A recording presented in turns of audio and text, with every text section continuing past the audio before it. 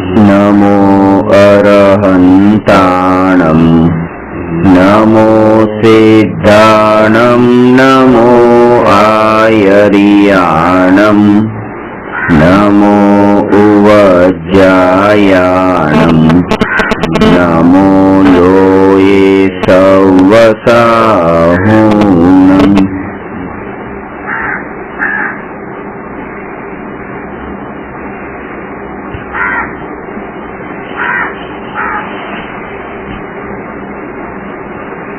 प्रश्न नंबर 212।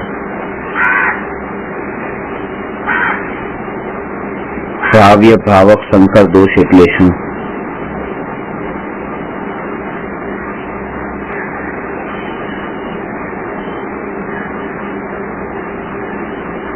જ્ઞેય જ્ઞાયક સંકર દોષની ચર્ચા ગઈકાલે કરી। જ્ઞેય જ્ઞાયક સંકર દોષ ટળવાનો અર્થ સમ્યક દર્શનની પ્રાપ્તિ છે। सम्यक दर्शन ની પ્રાપ્તિ થયા પછી सम्यक दर्शन ની પ્રાપ્તિ એટલે આત્માની પર્યાયની શુદ્ધિ। ત્રણ વસ્તુ છે, એક તો આત્માની પર્યાયમાં શુદ્ધિ થવી, બીજું આત્માની પર્યાયમાં થયેલી શુદ્ધિમાં વૃદ્ધિ થવી, અને ત્રીજું આત્માની પર્યાયની શુદ્ધિમાં પૂર્ણતા થવી। એટલે એક તો પ્રગટ થાય છે, એકમાં વૃદ્ધિ છે અને એકમાં પૂર્ણતા છે। સંવરનો અર્થ એ છે કે આત્માની પર્યાય શુદ્ધ થવી, નિર્જરાનો અર્થ એ છે કે શુદ્ધિમાં વૃદ્ધિ થવી, અને મોક્ષનો અર્થ એ છે કે શુદ્ધિમાં પૂર્ણતા થવી। કે મોક્ષ એ પરિપૂર્ણ શુદ્ધ તત્વ છે, સંવર નિર્જરા આંશિક શુદ્ધ છે, અને નિર્જા એને કીધી કે સમયે સમયે આત્મામાં જેમ જેમ વિતરાગ પરિણતિમાં શુદ્ધતામાં વૃદ્ધિ થાય તેમ તેમ આત્માનું ગુણસ્થાનમાં આરોહણ થાય, અને એ આરોહણના લીધે એ આત્મામાં જે શુદ્ધિની વૃદ્ધિ થઈ છે એની હવે અહીંયા ચર્ચા શરૂ થાય છે। ગઈકાલે તો એ ચર્ચા કરી કે સમ્યક દર્શન પ્રગટ થાય ત્યારે સમ્યક દ્રષ્ટિ જીવની પ્રતીતિ કેવી હોય છે। પ્રતીતિમાં પોતાને જ્ઞાયક અને આખા જગતને જ્ઞેય જાણે છે। આમાં સ્વ અને પરનું માત્ર ભેદ જ્ઞાન છે। હું એક આત્મા જગતમાં સારી વસ્તુ છું, અને એ સિવાયની જેટલી પણ આ જગતમાં વસ્તુ છે બધી વસ્તુઓ ખરાબ છે, એવું વિચાર આવવો ને એવી પ્રતીતિ થવાનું નામ સમ્યક દર્શન નથી।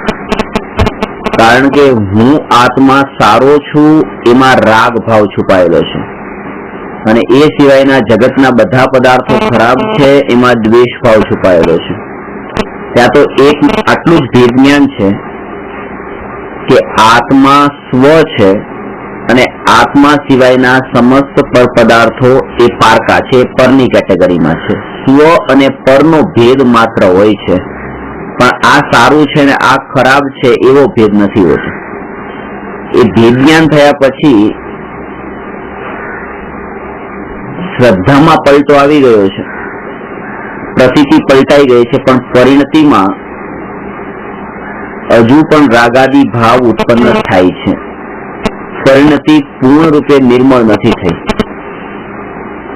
ભૂતકાળમાં બાંધેલા ચારિત્ર મોહનીય નામના દ્રવ્ય કર્મનો જે સત્તામાં પડ્યા છે એ દ્રવ્ય કર્મ જ્યારે ઉદયમાં આવે છે તો એ સમયે આત્મામાં કષાય ભાવ ઉત્પન્ન થાય છે, અને જેવો એ ઉદય આવે ને એ કષાય થઈ જાય, જેવો ઉદય આવે ને એ કષાય થાય। તો એ જે ઉદય અનુસારે જે કષાય ભાવ થાય છે એ હજી રોકાયો નથી। જેમ અહીંયા ચારિત્રની વાત કરે છે કે શ્રદ્ધાની નબળાઈ તો છૂટી ગઈ છે પણ હજી ચારિત્રની નબળાઈ નથી છૂટી। ભાવ્ય ભાવક સંકર દોષ। ભાવ્યનો અર્થ શું? રાગ દ્વેષના જે ભાવ છે એને તો કહેવાય ભાવ, અને આવા ભાવ જે આત્મામાં ભવાય છે એ આત્માનું નામ છે ભાવ્ય। રાગાદી ભાવ જે આત્મામાં ઉત્પન્ન થયા છે એ આત્મા એ થયો ભાવ્ય। અને ભાવક એટલે શું? ભાવક એટલે ઉદયમાં આવતું દ્રવ્ય કર્મ, ચારિત્ર મોહની, કે જે આ ભાવ ઉત્પન્ન થાય છે, ભાવનું નિમિત્ત કારણ, એનું કારણ કોણ છે? તો કે આ દ્રવ્ય કર્મનો જે ભાવ થયા એનું કારણ છે આ ભાવક નામનું કર્મ. અને એમાં પણ એ વાત ખાસ કહી કે સત્તામાં પડેલું દ્રવ્ય કર્મ એ ભાવક ન કહેવાય, ઉદયમાં આવી રહેલા દ્રવ્ય કર્મ એને ભાવક કહેવાય. કારણ કે કુંદ આચાર્ય સમયસારમાં કહે છે કે સત્તામાં પડેલા કર્મ એ માટીના ઢગલા સમાન છે, એ કઈ નથી કરતા. એટલે કોઈ પણ જીવને જે અનુકૂળતા, પ્રતિકૂળતા કે રાગ અને દ્વેષના ભાવ, સંયોગ કે સંયોગી ભાવ ઉત્પન્ન થાય છે, સંયોગ મળે છે ને સંયોગી ભાવ ઉત્પન્ન થાય છે, એ દ્રવ્ય કર્મના કારણે નહીં, જ્ઞાનાવરણાદી જે 8 કર્મ છે એના કારણે નહીં, પણ દ્રવ્ય કર્મના ઉદયના કારણે. આ ઉદય શબ્દ ને ત્યાં જોડવો બહુ અગત્યનું છે. કારણ કે જે સમયે મુનિરાજ ઋષભદેવ ને આહાર ન મળ્યો એ સમયે કઈ પુણ્ય નતું. પુણ્ય હોય તો આહાર મળે, પુણ્ય નતું તો આહાર ન મળ્યો. કે એમ નથી કે પુણ્ય સત્તામાં તો તીર્થંકર પ્રકૃતિનું પડેલું છે. હજી ભવિષ્યમાં તીર્થંકર થશે ને, તીર્થંકર પ્રકૃતિના જે પુણ્ય છે સત્તામાં પડ્યા છે, ઉદયમાં નથી. સત્તામાં એવા છે કે જે તીર્થંકર થવા યોગ્ય છે, અને ઉદયમાં એવા પણ નથી કે જે આ એક ટાઈમનો આહાર મળે. એવી જ રીતે પાર્શ્વનાથને મુનિ અવસ્થામાં ત્યારે જે ઉપસર્ગ થયા, તો સત્તામાં તો ત્યારે તીર્થંકર પ્રકૃતિ છે, પણ ઉદયમાં નથી એવી કે આ ઉપસર્ગ જે થયો ત્યારે એ ઉપસર્ગ ન થાય, એવા ત્યાં નથી ઉદય. એટલે કે ત્યાં સત્તામાં જે કર્મ પડેલા છે એના કારણે કઈ નથી થતું, ઉદયના કારણે થાય. તો એવી રીતે કે આ રાગાદી ભાવ જે ઉત્પન્ન થઈ રહ્યા છે એ કોઈ પૂર્વે બાંધેલું જે દ્રવ્ય કર્મ છે એના ઉદયના કારણે થઈ રહ્યા છે. અને આ કર્મની એવી વિચિત્રતા છે કે એના જ કારણે જીવ પાપથી પાછો નથી વળતો. કારણ કે એમ લાગે છે કે આ જે અત્યારે વિકલ્પ ને ભાવો ઉત્પન્ન થાય છે એ ભાવોથી કર્મ બંધાણા છે, પણ એ કર્મ ખાલી સત્તામાં પડેલા છે એટલે કઈ નથી કરતા. એટલે એને એમ લાગે છે કે મારા કરેલા પાપ બધા નિરર્થક, એટલે કોઈ એનું મને ફળ ન મળ્યું. મારા કરેલા પાપ એટલે કે જે કઈ હિંસા, જોડ, ચોરી, કુશલ, પરિગ્રહના ભાવના પાપ કર્યા તો એના કારણે કર્મ આવીને સત્તામાં તો પડ્યા છે, પણ એ ઉદયમાં નથી આવતા. એટલે એને એક ક્ષણે તો એ પાપની, એ વિકલ્પોની, એ રાગ દ્વેષની અસારતા નથી જણાતી. અને એને એમ જ લાગે છે કે આ વિકલ્પો જે છે એનું પાપરૂપ ફળ મને નથી મળ્યું. જેમ કે અત્યારે ધન કમાવા માટેનો વિકલ્પ કર્યો, એ વિકલ્પ કરવાથી એને એમ જ લાગે છે કે આ વિકલ્પથી હું ધન કમાઉં છું. આ જે મારો ઉપયોગ છે, ઉપયોગ મારો પર પદાર્થમાં જાય તો હું ધન કમાઈશ. ત્યારે એની વાતની જાગૃતિ નથી કે ઉદય જ એક આ કાર્ય છે, કાર્ય કરે છે કે જેના કારણે પૈસા મળે છે. હવે એ સમય કે માનો હવે રિટાયર્ડ થયા છે, ઓફિસે કે દુકાને જતા નથી, પણ તોય કે ના મહિને એક દિવસ તો હું આટો મારી આવું. પેલા રોજ જતો તો મહિને એક દિવસ. તો ત્યાં પણ હજી એ વૃત્તિ અંદરમાં પડેલી છે કે એ દુકાનને મારા અટેન્શનની જરૂર છે, મારા ઉપયોગની જરૂર છે, તો જ કંઈક ને કંઈક ધ્યાન રહેશે, તો જ કાંઈક કામ થશે. અહીંયા એ કહે છે કે તમે માનો આખી જિંદગી મહેનત કરીને પૈસા કમાયા, તમે 5 કરોડ રૂપિયા કમાણા, બહુ મહેનત કરી, અને તમારા ત્યાં જે એક દીકરાનો જન્મ થયો, એ દીકરાએ એ 5 કરોડ ને કમાવા માટે એક પણ વિકલ્પ ન કર્યો, અને એને 5 કરોડ મળી ગયા વગર વિકલ્પે. જે હું એમ માનતો હતો કે 5 કરોડ માટે મારે વિકલ્પ કરવા જ પડે, નહીં તો પૈસા કેવી રીતે કમાવાય, પૈસા મળે કેવી રીતે, પણ એને તો વગર વિકલ્પે ત્યાં મળ્યા. અને એ જ છોકરો પોતાના જીવનમાં આખી જિંદગી મહેનત કરે છે, વિકલ્પો કરે છે, 50 લાખ કમાતો નથી. પોતે વિકલ્પ એ છોકરાએ ઘણા કર્યા, વગર વિકલ્પે જે મળ્યું છે એટલું વિકલ્પથી એને ન મળ્યું. ઉલટું એ કે એ પણ જે 50 લાખે બનો એને જે મળ્યા એ પણ વિકલ્પથી નથી મળ્યા, એ પણ પાછા નવા ઉદયથી જ મળ્યા છે. ત્યાં પણ એને એવો ભ્રમ થઈ જાય છે કે આ વિકલ્પથી મને મળ્યા, એને પૂર્વની જાગૃતિ નથી હોતી. એટલે જે પણ આપણે સંયોગો માટે વિચાર કરીએ ને કે આ સંયોગ મને મળ્યો, આ સંયોગ મળ્યો, ત્યારે એ વાતને મેં વિચાર કર્યો, મેં વિકલ્પો કર્યા એટલે મને મળ્યું. જયારે જાગૃતિ રાખીએ કે આ ઘરમાં જન્મ થયો, આ ધાર્મિક પરિવારમાં મારો જન્મ થયો, આવા અનુકૂળ સંયોગો મળ્યા, આ બધા માટે મેં કયા વિકલ્પ કર્યા? તો જે વગર વિકલ્પે આટલું બધું મને પેલા જન્મથી જ મળ્યું હતું, તો આ એક બે વસ્તુમાં હું એમ માની બેસું છું કે મારા વિકલ્પના કારણે આ મળે છે, તો એ મારો ભ્રમ છે. ત્યાં ઉદયને સમજવાનું છે, અને ઉદયને સંયોગોમાં સમજવાની વાત અહીંયા ભાવ્ય ભાવક સંકલ્પ દોષમાં નથી કરી, ભાવોમાં ઉદય ઘટિત કરવાના છે.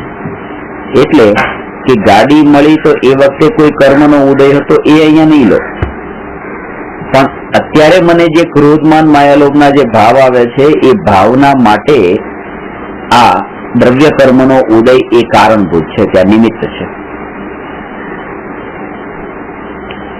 અહીંયા છે જ્ઞેય જ્ઞાયક, અહીંયા છે ભાવ્ય ભાવક. તો જ્ઞેયમાં તો જ્ઞેય શું છે? પર, અને જ્ઞાયક એટલે સ્વ. અહીંયા શું થયું? ભાવ્ય ભાવ્ય એ થઈ ગયું સ્વ, અને ભાવક એ થયું પર. સંબંધ બદલાઈ ગયો. પેલા જ્ઞેય એ પર હતું અને જ્ઞાયક એ સ્વ. અહીંયા ભાવ્ય એ સ્વ અને ભાવક એ જે છે એ પરમાં ગયું. રામ અને સીતા વચ્ચે શું સંબંધ હતો? તો કે પતિ પત્ની હતા. અને સીતા અને રામ વચ્ચે શું સંબંધ હતો? તો કે પત્ની પતિ હતા. કારણ કે જો એ સંબંધ જયારે કહીએ છીએ ત્યારે પહેલું નામ જેનું લઈએ તો ત્યાં પછી આગળ પણ શબ્દ જે સંબંધ વાળો છે પહેલું નામ એ આવવું જોઈએ. તો એવી રીતે અહીંયા આ ભાવ્ય કેતા, એ ભાવ્ય કેતા આત્મામાં રાગાદી ભાવ સહિતનો આત્મા, અને ભાવક એટલે ઉદયમાં આવતું કર્મ. સમ્યક દ્રષ્ટિ એ વાતને જાણે છે કે આ ભાવ અને આ ઉદય એ બંનેથી હું જુદું છું, તેમ છતાં પણ એવા ભાવ આવે છે. કુંદકુંદાચાર્યને પણ આવો દોષ ટળ્યો નતો. એટલે કુંદકુંદાચાર્ય દેવને પણ જયારે કર્મના ઉદય આવતા, ચારિત્ર મોહનો ઉદય આવતો, તો એ સમયે રાગના કારણે શાસ્ત્ર લખવા બેસી જતા. તો એ છે કે કર્મના ઉદય થાય અને આત્મા કર્મના ઉદયના નિમિત્તે એ રીતે ભાવ રૂપે પરિણમીને કાર્ય કરે, તો એ જ ભાવ્ય ભાવક સંકલ્પ દોષ છે. એક સ્થિતિ એવી આવે છે કે જ્યારે કર્મનો ઉદય જ ન રહે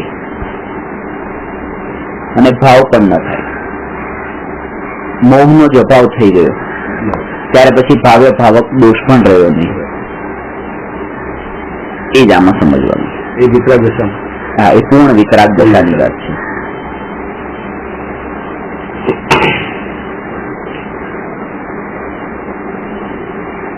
ત્રણ અવસ્થા છે.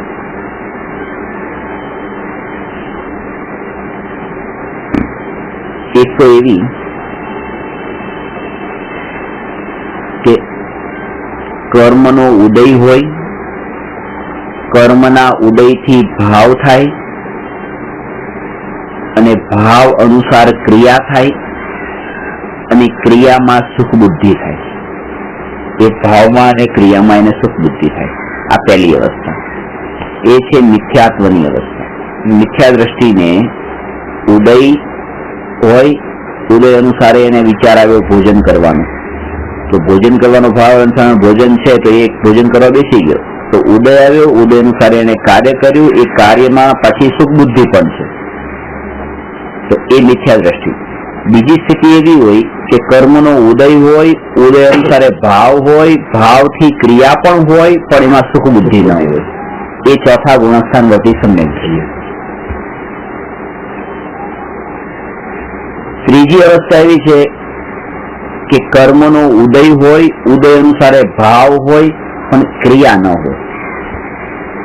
એ મુનિની અવસ્થા છે કે જ્યારે મુનિ આત્માના ધ્યાનમાં લીન હોય ત્યારે એ સમયે પણ કર્મના ઉદય અનુસારે વિકલ્પો તો અંદરમાં સૂક્ષ્મ વિકલ્પો ચાલુ છે, પણ તેમ છતાંય તે ત્યાં એ રૂપે પ્રવર્તતા નથી.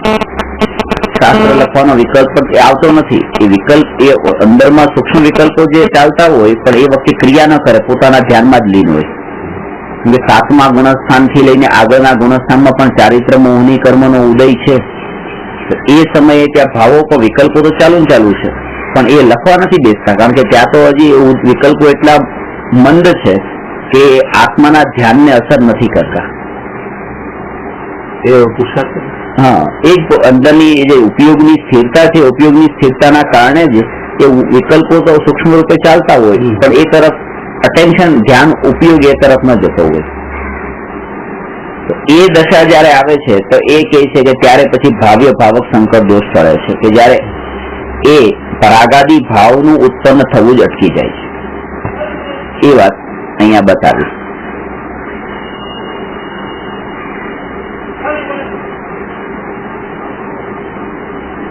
હવે છે પ્રશ્ન નંબર 213.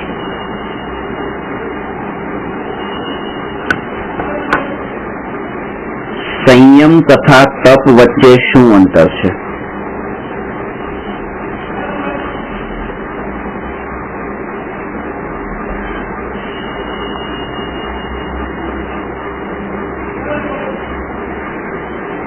નિશ્ચયથી આત્મામાં શુદ્ધ વિતરાગ પરિણતિનું પ્રગટ થવું એ જ સંયમ તથા તપ છે. નામ અલગ આપો, સંયમ કહો કે તપ કહો, બાકી તો વિતરાગ પરિણતિનું નામ જ એ સંયમ કે તપ છે. હા, એ બંનેમાં ખાસ અંતર એ છે કે સંયમ અનિવાર્ય છે અને તપ અનિવાર્ય નથી. ધર્મના 10 લક્ષણ છે. 10 લક્ષણમાં એક ઉત્તમ સંયમ ધર્મ પણ છે અને એક ઉત્તમ તપ ધર્મ છે. સાધુઓએ સંયમથી જીવન જીવવું જ જોઈએ અને સાધુઓએ એ પોતાની શક્તિ અનુસારે થઈ શકે એટલું તપ કરવું જોઈએ. થઈ શકે એમાં એમ નથી કીધું કે ત્યાં તમારે તપ કરવું જ જોઈએ. અહીંયા એમ નથી કીધું કે સંયમ જેટલો થઈ શકે એટલો પાળવો. સંયમથી તો જીવન જીવવું જ જોઈએ અને થઈ શકે એટલું શક્તિ અનુસારે તપ કરવું જોઈએ.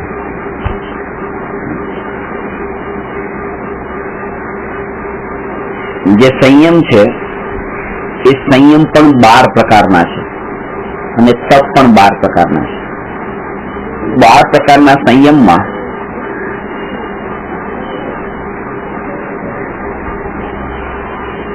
મુખ્ય 2 પ્રકાર છે. એક ઇન્દ્રિય સંયમ અને બીજો પ્રાણી સંયમ.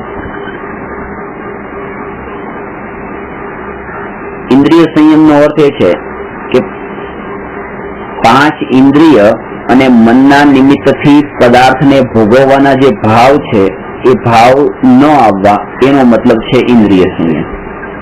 અને પ્રાણી સંયમમાં 5 પ્રકારના એકેન્દ્રિય અને એક ત્રસ, એ શટકાઈના જીવની હિંસાનો ભાવનો અભાવ, હિંસાના ભાવનો અભાવ, એનું નામ છે પ્રાણી સંયમ.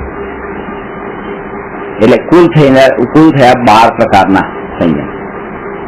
6 પ્રકાર તો થયા ઇન્દ્રિય સંયમના, 5 ઇન્દ્રિય અને 6થું મન,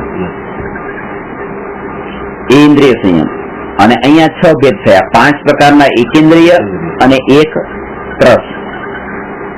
ત્રસ તો ખબર છે કોને કહેવાય, કે 2 ઇન્દ્રિય થી 5 ઇન્દ્રિય સુધીના જે જીવ છે, 2 થી 5, એ બધા જીવને ત્રસ જીવ છે. અહીંયા પેલા એ કહે છે કે સંયમ પૂર્વક જીવન જીવવાનો અર્થ એ કે આપણા અંદર જે વિકલ્પો જે છે એ વિકલ્પો જેટલા સંયમિત થયા ત્યારથી સંયમિત જીવન જીવવાનું શરૂ થયું. હવે કોઈ વ્યક્તિ કોઈ ભૂલ કરે છે, પાપ કરે છે, તો તમે એમને એ ઉપદેશ આપ્યો કે ભાઈ આ પાપ તમે નહીં કરો, તમે સંયમથી જીવન જીવો. આવો વિકલ્પ તમને આવ્યો, આ વિકલ્પ એ શું છે? એ શુદ્ધતા છે આત્માની કે અશુદ્ધતા છે? બીજાને કહેવાનો જે વિકલ્પ આવ્યો એ વિકલ્પ આત્માની શુદ્ધતા છે કે અશુદ્ધતા છે? અશુદ્ધતા છે. સ્વભાવની સ્થિરતા નથી રહી ને એ ટાઈમે કહેવાનો વિકલ્પ આવ્યો. તમે એવું એક્સપેક્ટ કરો છો કે કોઈને આવા વિકલ્પો ન આવે પાપ કરવાના, એટલે તમે એને કીધું. પણ તમને આ જે વિકલ્પ થયો છે એ વિકલ્પને તમે પોતે કેમ ન રોક્યો કે મારે કોઈને કઈ કેવું નથી, મારે કોઈ વિકલ્પ કરવા નથી?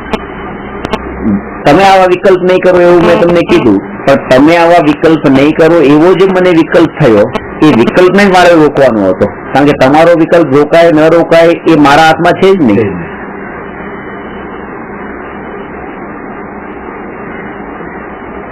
તો પછી જ્ઞાનીઓએ આપણને જે ઉપદેશ આપ્યો, શાસ્ત્રમાં કીધું કે તમે આમ નહીં કરો, આમ ભૂલ નહીં કરવી જોઈએ, આમ નહીં કરવી, તો પછી એ વિકલ્પ શું કામ કર્યા? કે એ વિકલ્પ તે કર્યા નથી ત્યારે એ જાગૃતિ હતી કે આ ઉદય અનુસાર વિકલ્પ આવ્યો છે ને એવી જાગૃતિ જો હોય તો પાછું એ દોષરૂપ નથી. કે તમને ખબર હોય કે આ ઉદય અનુસાર વિકલ્પ છે ને મેં એ વિકલ્પને નથી કર્યો. કારણ કે વિકલ્પને કર્યો નથી એમ જો તમે માનશો તો પછી વિકલ્પને દૂર કરવાના પણ કોઈ ભાવ નથી.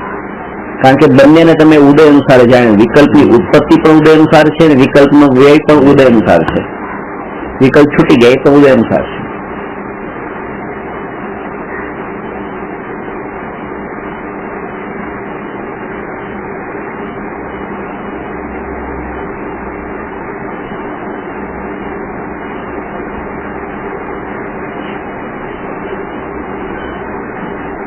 ઇન્દ્રિય સંયમમાં 5 ઇન્દ્રિય સ્પર્શન, રસના, ઘ્રાણ, ચક્ષુ અને કર્ણ ઇન્દ્રિય. એમાં પેલી 2 ઇન્દ્રિય સ્પર્શન ઇન્દ્રિય ને રસના ઇન્દ્રિય તો કામ ઇન્દ્રિય કીધી છે, અને ઘ્રાણ ઇન્દ્રિય, ચક્ષુ ઇન્દ્રિય અને કર્ણ ઇન્દ્રિય ને ભોગ ઇન્દ્રિય કીધી છે. આ 5 ઇન્દ્રિયમાં જેમ કે પાણી પીવાની ઈચ્છા થઈ, પાણી ઠંડુ જ જોઈએ, એ પાણી મીઠું જ જોઈએ, એ પાણી સુગંધિત જોઈએ, એ પાણી રંગીન જોઈએ, અને એ પાણી મ્યુઝિક સાંભળતા સાંભળતા પીવું છે. આ જે 5 ઇન્દ્રિયોને આ વિષયોને ભોગવવાની એક સમયમાં જે ઈચ્છા છે એને કહે છે ઇન્દ્રિય અસંયમ. આ છૂટી જવી એનું નામ ઇન્દ્રિય સંયમ. હવે ત્યાં વૃત્તિઓ જે પડેલી છે એ અહીંયા બતાવે છે કે એક સાથે ભોગવવી તો શકતો નથી, પણ એને ભોગવવાની જે વૃત્તિઓ અંદર પડેલી છે એની સાથે એનું પ્રયોજન કઈ નથી. કે એ ત્યારે તો એ શરબત ને પીવે છે તેની મીઠાશથી એનો મતલબ છે, અને શરબત લાલ રંગનું છે કે લીલા રંગનું નહીં, પણ હોય છે એને ત્યાં એમાં પણ રાગ દ્વેષના ભાવ થાય છે કે આ લાલ છે તો સારું છે, લીલું છે તો સારું છે, એવા. તો એ જ અસંયમ છે, ત્યાં ભોગવવાની જે વૃત્તિ છે. અને 5 પ્રકારના 5 ઇન્દ્રિયના જે વિષયો કીધા જેમાં સંયમની વાત, એમાં સૌથી વધારે એ રસનેન્દ્રિય ઉપર જોર આપ્યું છે. ઘણી આપણે જમી લઈએ, જમી લીધા પછી પેટ ભરાઈ ગયું છે તો પણ આપણને ઉપરથી મુખવાસ કે વરિયાળી કે કઈ ને કઈ ખાવાની ઈચ્છા થાય. હવે એની શું જરૂર છે? તો કે એ જે છે એ જ અસંયમ છે. કે આ તો શરીરને ટકાવવા માટે આહારની જરૂર હતી, આ શરીરને ટકાવવા માટે કઈ નથી, આ પોતાની વૃત્તિઓને પોષવા માટે છે. કોઈ એનું પોતે પક્ષ આપીને એમ કે એ તો મોઢું ચોખ્ખું કરવા માટે એમ છે. મોઢું ચોખ્ખું કરવા, મોઢું ચોખ્ખું એનાથી થોડું થાય છે. મોઢું ચોખ્ખું તમારે જમીન કરવું તો બ્રશ કરી લો, પાણીથી થાય ચોખ્ખું. કે વરિયાળી ને અંદર પાન કે સોપારી કે કઈ ને કઈ જમ્યા પછી જે મોઢામાં નાખ્યું એનાથી તો મોઢું હલતું ગંદુ થયું છે. એને જયારે ચોખ્ખું કરવાનું, કેમ કે મોઢું ચોખ્ખું થાય, એ પાન ને તમાકુ ખાવા વાળાના લોકોના દાંત જોઈએ ને તો પૂરેપૂરા બિલકુલ એવા થઈ ગયા હોય છે. અને એમ કે આનાથી મોઢું ચોખ્ખું થાય છે, ખાધા પછી ખાઈએ ને તો મોઢું ઉલટું, મોઢું દાંત ને બધું જ ગંદુ થઈ ગયું હોય છે. સૌથી વધારે ગંદો તો આત્મા થયો હોય છે આ ભાવ કરીને. પણ એનું કારણ શું છે? આ અસંયમનું પણ એક કારણ છે, આ વૃત્તિઓ અંદર છે. પશુ ની બરાબરીમાં મનુષ્યને પેટ ઘણું નાનું મળ્યું. આપણે એમ જોઈએ કે ગાય ને ભેંસ ને બધા ઘોડા ને એ બધા જે પ્રાણીઓ છે એની બરાબરીમાં આપણું પેટ ઘણું નાનું છે.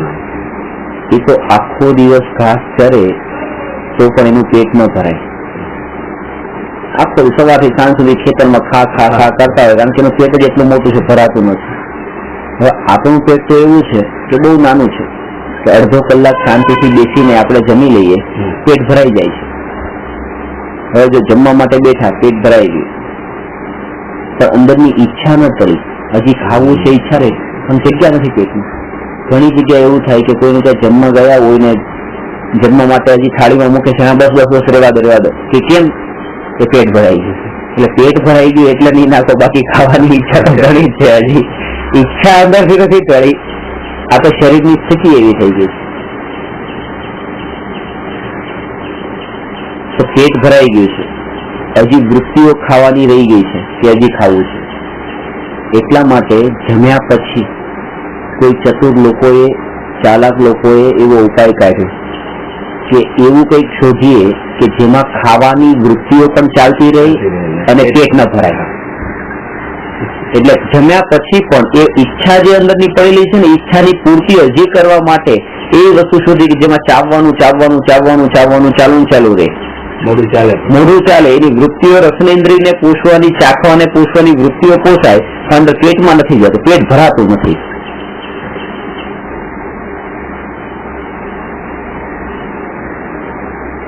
એટલે આના ઉપરથી એમ કે આ તો એ પણ મુખવાસ ખાય કે વરિયાળી ખાય કે પાન ખાય કે જે સોપારી બધું કે ઘાસ છે કે અંતે તો આ ચાવવાની જે ઘાસ ને ચાવવાની આદત છે ને એ તો પશુઓની આદત છે. એટલે ગુરુદેવ તો કહેતા કે જે પૂર્વે પશુની પર્યાયમાં હતો અને ઘાસ ચાવતો હતો, એ ઘાસ ચાવવાની એવી આદત પડી ગઈ છે કે આ મનુષ્ય ગતિ પ્રાપ્ત કર્યા પછી પણ એને આ ઘાસ ચાવવાની આદત છૂટી નહીં. કે હલવા, પૂરી, બદામ, ઘી આ તે બધાથી પકવાન ખાઈ લીધા પછી પણ એને હજી આ ઘાસ જોઈએ છે. એ વૃત્તિ હોય જે અંદર ઘાસની વૃત્તિ પડેલી છે. અને આ વાત સાંભળ્યા પછી મોટા ભાગના લોકો મુખવાસ છોડી દે છે, કારણ કે ખરેખર કે આ તો આપણે ઘાસ વૃત્તિ જ પોષીએ છીએ કે પેટ ન ભરાય, એ પેટ ન ભરાય ને ખાવાનું કામ ચાલતું. કોઈ એમ કે ના અમને એવું પશુ ન કહો કે પશુમાંથી થોડા આવ્યા છે, તો ગુરુદેવ કહેતા ઠીક છે ચલો તમને પશુ નથી કહેતા, પણ આવતા ભાવમાં તમે પશુ થવાના છો એની તૈયારી કરો છો કે કેવી રીતે ત્યાં ઘાસ ખાવું. કારણ કે ક્યાંક ને ક્યાંક તમારી એની ઇન્ટરલિંક છે, નહીં તો તમને આવી વૃત્તિઓ કેમ ઉઠે છે. આટલો કે મનુષ્ય સમજનો કે સ્વામી છે, આટલી સમજ છે, તો પછી જેટલું બને એટલી એના વૃત્તિને છોડે. અને ત્યાં પણ તમારે વૃત્તિને પોતે જ એવી રીતે તપાસવાની, તો જ એ થશે. ગુરુ કહે છે તમે આ વસ્તુ છોડી દો તો નહીં છોડે, પણ પોતાને જયારે એવું એની અસારતા લાગશે કે ખરેખર આ આસાર છે, તો પછી એ ક્રમે પણ કરીને એમાંથી છૂટશે. છૂટવામાં એને દુઃખ ન હોય, છૂટવામાં એને શાંતિ હોય, કારણ કે એને આપણું રિયલાઇઝ જે થયું છે કે એ બધું જ અનનેસેસરી હતું અને ઉલટું કર્મ બંધન કરનારું હતું, બંને રીતે દુઃખ આપનારું હતું. એ સમયે વિકલ્પોથી દુઃખ થતું હતું અને એ વિકલ્પોથી જે કર્મ બંધાયા તો આગામી કાળમાં જયારે ઉદય આવશે ત્યારે પણ દુઃખ આપનારા હતા. વર્તમાન અને ભવિષ્ય બંને કાળે દુઃખ આપનારા છે એ ભાવ. જેમ કે જમવા માટે બેઠા છે, હવે એ પાપડ છે તો પાપડ ખાવા છે. પાપડ કેમ ખાવા છે? એ પેટ ભરવા નથી ખાવા. એ પણ ત્યાં અસંયમ છે, ત્યાં પણ રસનેન્દ્રિયને પોષવા માટે થઈને ખાવા છે. હવે દાળ ભાત હોય, દાળ ભાતની સાથે આપણે પાપડ જોઈએ જ, આપણે એમ કહીએ પાપડ મારે જોઈએ. તો દાળ એટલી આછી છે કે ભાતના અંદર દાળ નાખેલી છે, દાળ ઘણી બધી છે અને પાપડ એની ઉપર કોઈ મૂકી દીધો, એ દાળ ઉપર છે. દાળ ભાતની થાળી પડી છે, એની ઉપર કોઈ પાપડ મૂકી દીધો અને 2 મિનિટ સુધી પાપડને થોડો ત્યાં દબાયો નીચે આમ કરીને, એટલે પાપડ બિલકુલ થઈ ગયો, આમ ઢીલો થઈ ગયો. એ ઢીલો પડ્યો અને હવે કીધું તમારે પાપડ જોઈએ છે ને દાળ ભાતની સાથે, લો આ પાપડ. કે ના, આ પાપડ હવે નહીં ચાલે. પાપડ તો છે, એ જ પરમાણુઓ છે, એ જ વસ્તુ છે, એ જ બધું છે, પણ ત્યાં એક કડ કડ કડ જે આમ જીભ દાંતથી જે એવો અવાજ નથી આવતો. અને એ અવાજ માટે થઈને બીજો પાપડ જે ખાવ છે પણ આ પાપડ નહીં ખાય, કારણ કે એને પેટ નથી ભરવું, એને ઇન્દ્રિયો પોષવી છે. જયારે જે પ્રયોજનભૂત અને અપ્રયોજનભૂત એ બે તત્વનો વિચાર કરે છે ત્યારે એને ખબર પડે છે કે હું દિવસ દરમિયાન દિવસ રાત કેટલા અપ્રયોજનભૂત વિકલ્પો અને એવી ક્રિયાઓ કરું છું, જેનાથી જો હું અત્યારે નહીં છૂટું તો પછી ક્યારે છૂટું. એટલે જ કીધું મરણના કાળે જે દુઃખ થાય છે, દુઃખ એનું નથી કે શરીર છોડવું પડે છે, દુઃખ એનું છે કે જે વિચાર આવતો હતો ને કે ચલો હું મુખવાસ આવતીકાલથી છોડી દઈશ, ચાલો હું પાપડ આવતીકાલથી છોડી દઈશ, ચાલો હું આ વસ્તુ આવતીકાલથી છોડી દઈશ, હવે આ બધો રાગ મારે છોડવો છે. અને એ આવતીકાલ જીવનમાં ક્યારેય આવતી નથી અને મરણ આવી જાય છે. અને એ મરણ આવે છે ત્યારે દુઃખ એ વાતનું થાય છે, અરે જો હું કાલે ધર્મ કરીશ ને ન કરી શક્યો, આમ નામ વેડફાઈ ગયો. એ વેડફાઈ જવાનું દુઃખ એને ત્યારે વધારે થાય છે. મરવાનું તો કે બધાને છે, પણ કે મારે જે જેમ આ પણ એક સપનું હતું ને આ સપનું પણ મારું પૂરું ન થયું, કાલ ઉપર જે હું કરતો હતો એ પૂરું ન થયું.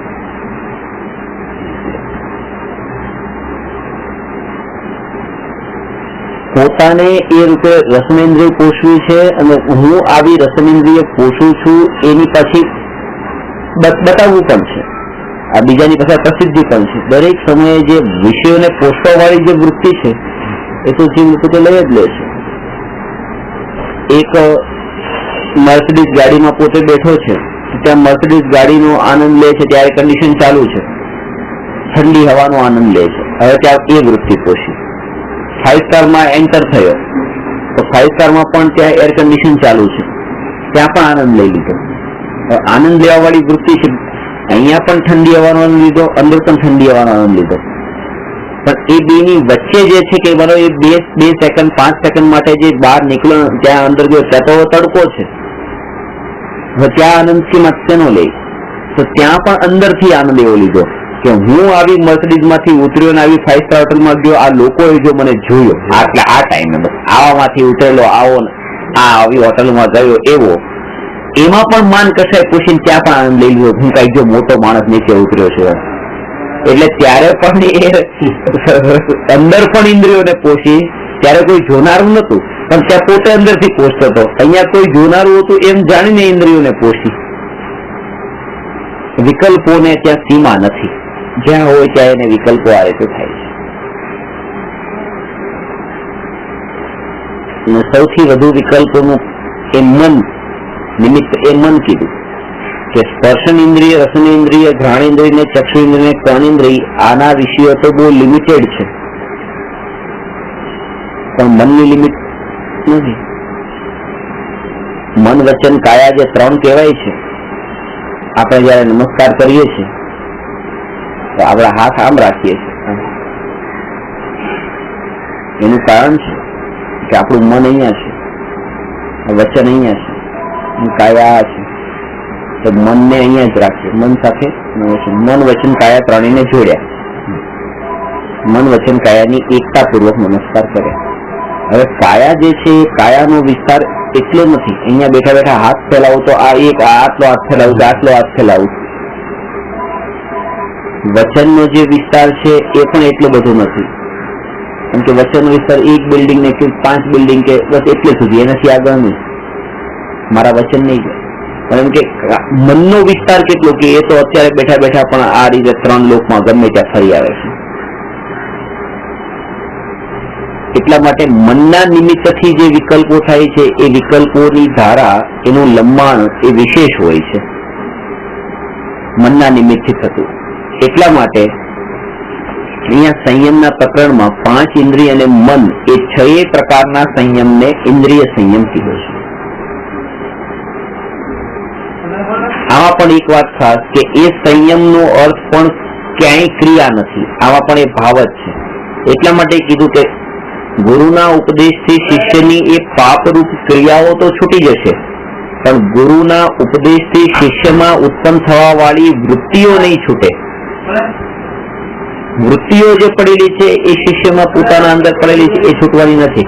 એ એના પોતાને અંદરમાં રિયલાઇઝ થશે કે આ નિરર્થક છે, અસાર છે. પોતાને એની અસારતાનો જયારે અહેસાસ થશે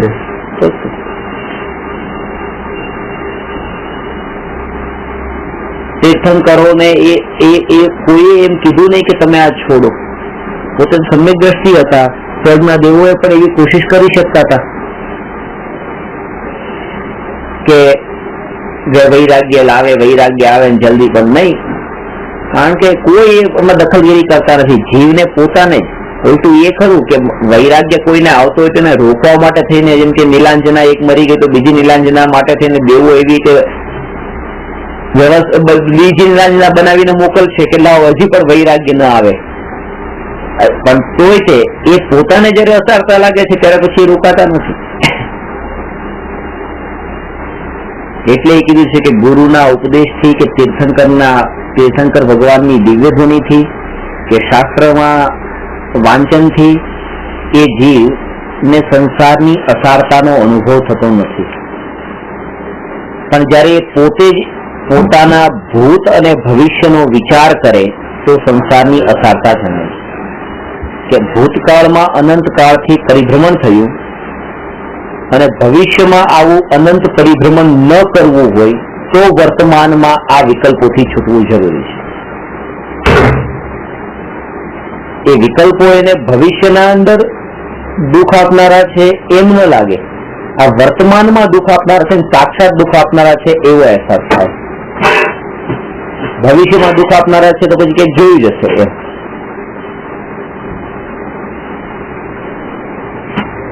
કોઈ કર્મનું ફળ આપણને તાત્કાલિક મળતું હોય તો આપણે એનાથી એ કર્મ નથી કરતા, જેનું ફળ એમ ખબર છે કે આ એ પછી મળવાનું છે.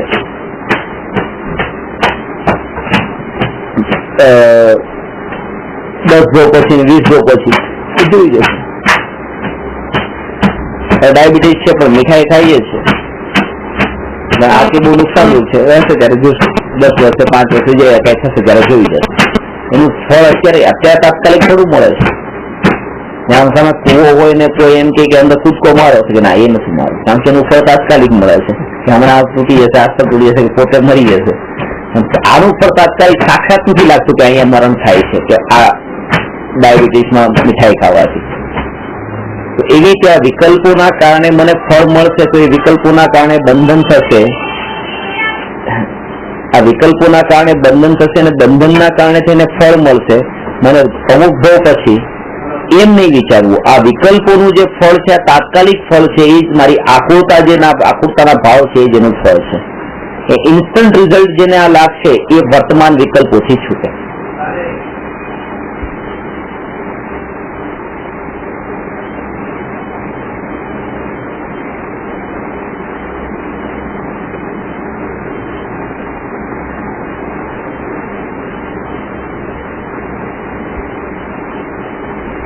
જે જીવનું જીવન સંયમિત છે એ જીવ સહજ વિષય ભોગોથી છૂટી જાય છે. જયારે તત્વનું ચિંતન મનન એવું ચાલે છે ત્યારે પછી એની દ્રષ્ટિ પણ પર તરફ રહેતી નથી. ઓટોમેટિક એટલે કે પોતે સ્વભાવમાં એટલા લીન હોય કે બહારની વસ્તુઓ એને ત્યાં દ્રષ્ટિમાં આવે જ નહીં. એ વસ્તુ એની વિચારોમાં પણ ન આવે. તો એને એક જ અંદરની સ્થિરતા એટલી હોય કે એ સ્થિરતાના કારણે પોતે ભાઈ બાદ કરાવી થયું. એ વસ્તુ પોતે અંદરમાં એને એટલી સ્પર્શી છે કે જેના કારણે એ પોતે એ સંયમિત જીવન, પોતે સહજ રૂપે સંયમિત જીવન જીવી શકે છે.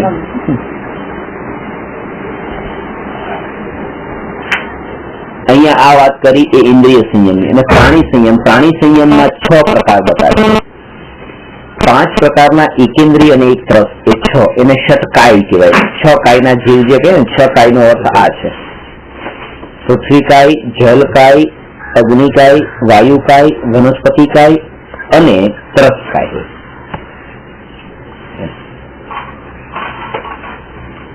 એમાં પણ જે પ્રાણી સંયમનું કીધું, આનું પણ પૂર્ણ રૂપે પાલન તો મુનિરાજને જ હોય છે. 6 પ્રકારના પ્રાણી સંયમનું. અને ત્યાં પણ જેમ પહેલા ચર્ચા કરી કે ત્યાં પણ ક્રિયાની વાત નથી, પરિણતિની નિર્મળતાની વાત છે. એ જ કારણ છે કે પોતે ડગલે ને પગલે એવી રીતે હિંસા તો થતી હોય, 30 જીવોની પણ હિંસા થાય, સ્થાવરની પણ હિંસા થાય, પણ ત્યાં એવી પરિણતિ નથી રહી, વિકલ્પ પણ એવો ક્યારે નથી આવતો એકેન્દ્રીય જીવના ઘાતમાં. બુદ્ધિપૂર્વકના એ બધા ભાવો જે છે એ છૂટી ગયા છે. કેમ કે પાણી પણ છે તો પાણી પણ એવી રીતે જ પ્રયોગ વાપરશે કે ભલે ત્યાં એ દશામાં પછી ગાળા વગરનું પાણી પણ નહીં વાપરે. કેમ નહીં કે જેવો ઉદય છે એવું લેવું નહીં તો નહીં વાપરે, પણ ગાળા વગરનું તો લે છે એવું તો નહીં જ કરે. તો એ પ્રાણી છે એકેન્દ્રીય જીવો પ્રત્યે પણ એટલો હવે કરુણાનો ભાવ ત્યાં આવ્યો છે. અને જયારે દરેક જીવનું મૂલ્ય એક સરખું સમજાય છે ત્યારે પછી એ જીવ પ્રત્યે પર એવો ભાવ, એટલે કે આ જીવ એક બીમાર છે અને એમને સારા થઈ જાય, એમની બીમારી દૂર થઈ જાય. અને ત્યાં ખબર છે કે એમની બીમારી દૂર કરવાનું કે અમુક ચલો એમને એન્ટીબાયોટિક ગોળી આપી દીધી, એમની બીમારી દૂર થાય કે સારા થઈ જાય. પણ એ ગોળીના કારણે બીજા અંદર રહેલા કેટલાય બેક્ટેરિયા મર્યા છે ત્યારે એ સારા થયા છે.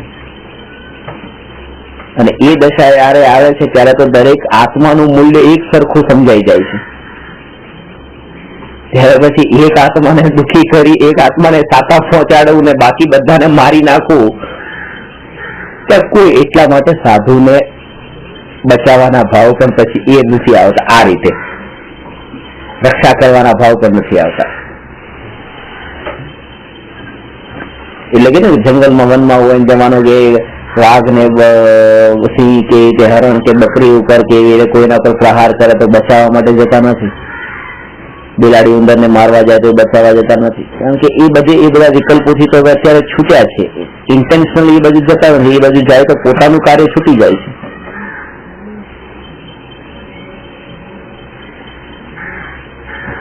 જંગલમાં વનમાં તો આત્મસાધના કરવા માટે ગયા હતા, અને ત્યાં તો આના કરતા પણ વધારે ઘણાને એમ લાગે કે આટલી કઠોર દશા, અને કઠોર દશા એવા વિકલ્પ પણ સહજ નથી આવતા. આપણે આપણી ભૂમિકા અનુસાર વિચાર કરીએ એટલે આપણને લાગે કે આવું કેવી રીતે થાય. આપણે કોઈ પણ એ સ્થિતિનો વિચાર આપણા વિચારોથી કરીએ છીએ એટલા માટે એમ લાગે. પણ ત્યાં જેમ આપણે કોઈ પણ વસ્તુમાં લીન હોઈએ છીએ તો આપણે પણ ઘણા બધા કામ બચાવવાના કામ નથી કરતા. આપણે અંતર ખાલી એટલું છે કે આપણે કર્મમાં લીન છીએ, સ્વમાં એટલા લીન છે કે વિકલ્પ એવો સહજ આવતો નથી. પણ એ સમયે પણ પ્રાણી સંયમ સહજ થયું કે ઇન્ટેન્શનલી જે પોતે જે ઘાત થતો હતો એવો ઘાત તો ત્યાં થયો નહીં, કે પોતે જે સ્વરૂપમાં લીન છે એ સ્વદયા, અને એ સમયે સ્વરૂપમાં જે સમયે લીન છે એ સ્વદયા, એ સમયે પર જીવોની હિંસા કરવા માટે ગયા જ નહીં. નેચરલ જયારે લીન હતા ત્યારે એવી રીતે ક્યાંય વિહાર પણ થયો નહીં, કઈ નહીં, પોતે જગ્યા પર જ લીન છે. એટલે 4 હાથ જમીન દેખીને ચાલવા કરતા પોતાના સ્વભાવમાં લીન રહીને એક જગ્યાએ સ્થિર રહેવું એ વધારે ઉત્તમ છે. 4 હાથ જમીન દેખીને ચાલે છે એના કરતા બહુ ઉત્તમ સ્થિરતા સુધી છે. એ સ્થિરતા કેવી કે સ્વભાવમાં સ્થિર હોય એ વાત, કારણ કે નહીં તો પાછા સ્વભાવમાં સ્થિર નથી એવી કોઈ અહીંયા બેઠા હોય એના કરતા તો પાછા 4 હાથ જમીન દેખાવાળા સાધુની દશા ઊંચી, કારણ કે 6થું ગુણસ્થાન છે. 4 હાથ જમીન દેખીને ચાલે ત્યારે 6થું ગુણસ્થાન છે, અને સ્વભાવમાં સ્થિર હોય ત્યારે 7મું ગુણસ્થાન છે. એટલે એ અપેક્ષાએ 7મા ગુણસ્થાનની અપેક્ષાએ એ કીધું છે કે 6થા કરતા 7મું ઉત્તમ છે. સ્વરૂપમાં જે લીન જ નથી એવા મિથ્યા દ્રષ્ટિ એક જગ્યાએ સ્થિર હોય એના કરતા તો સાધુની આ ચાલતી ફરતી જે 6થા ગુણસ્થાન વાળી દશા તો અતિ ઉત્તમ છે. એટલે એ દશાને જે ઉત્તમ કીધી એ બસ પોતાની પરિણતિના આધારે જ એ કીધી છે.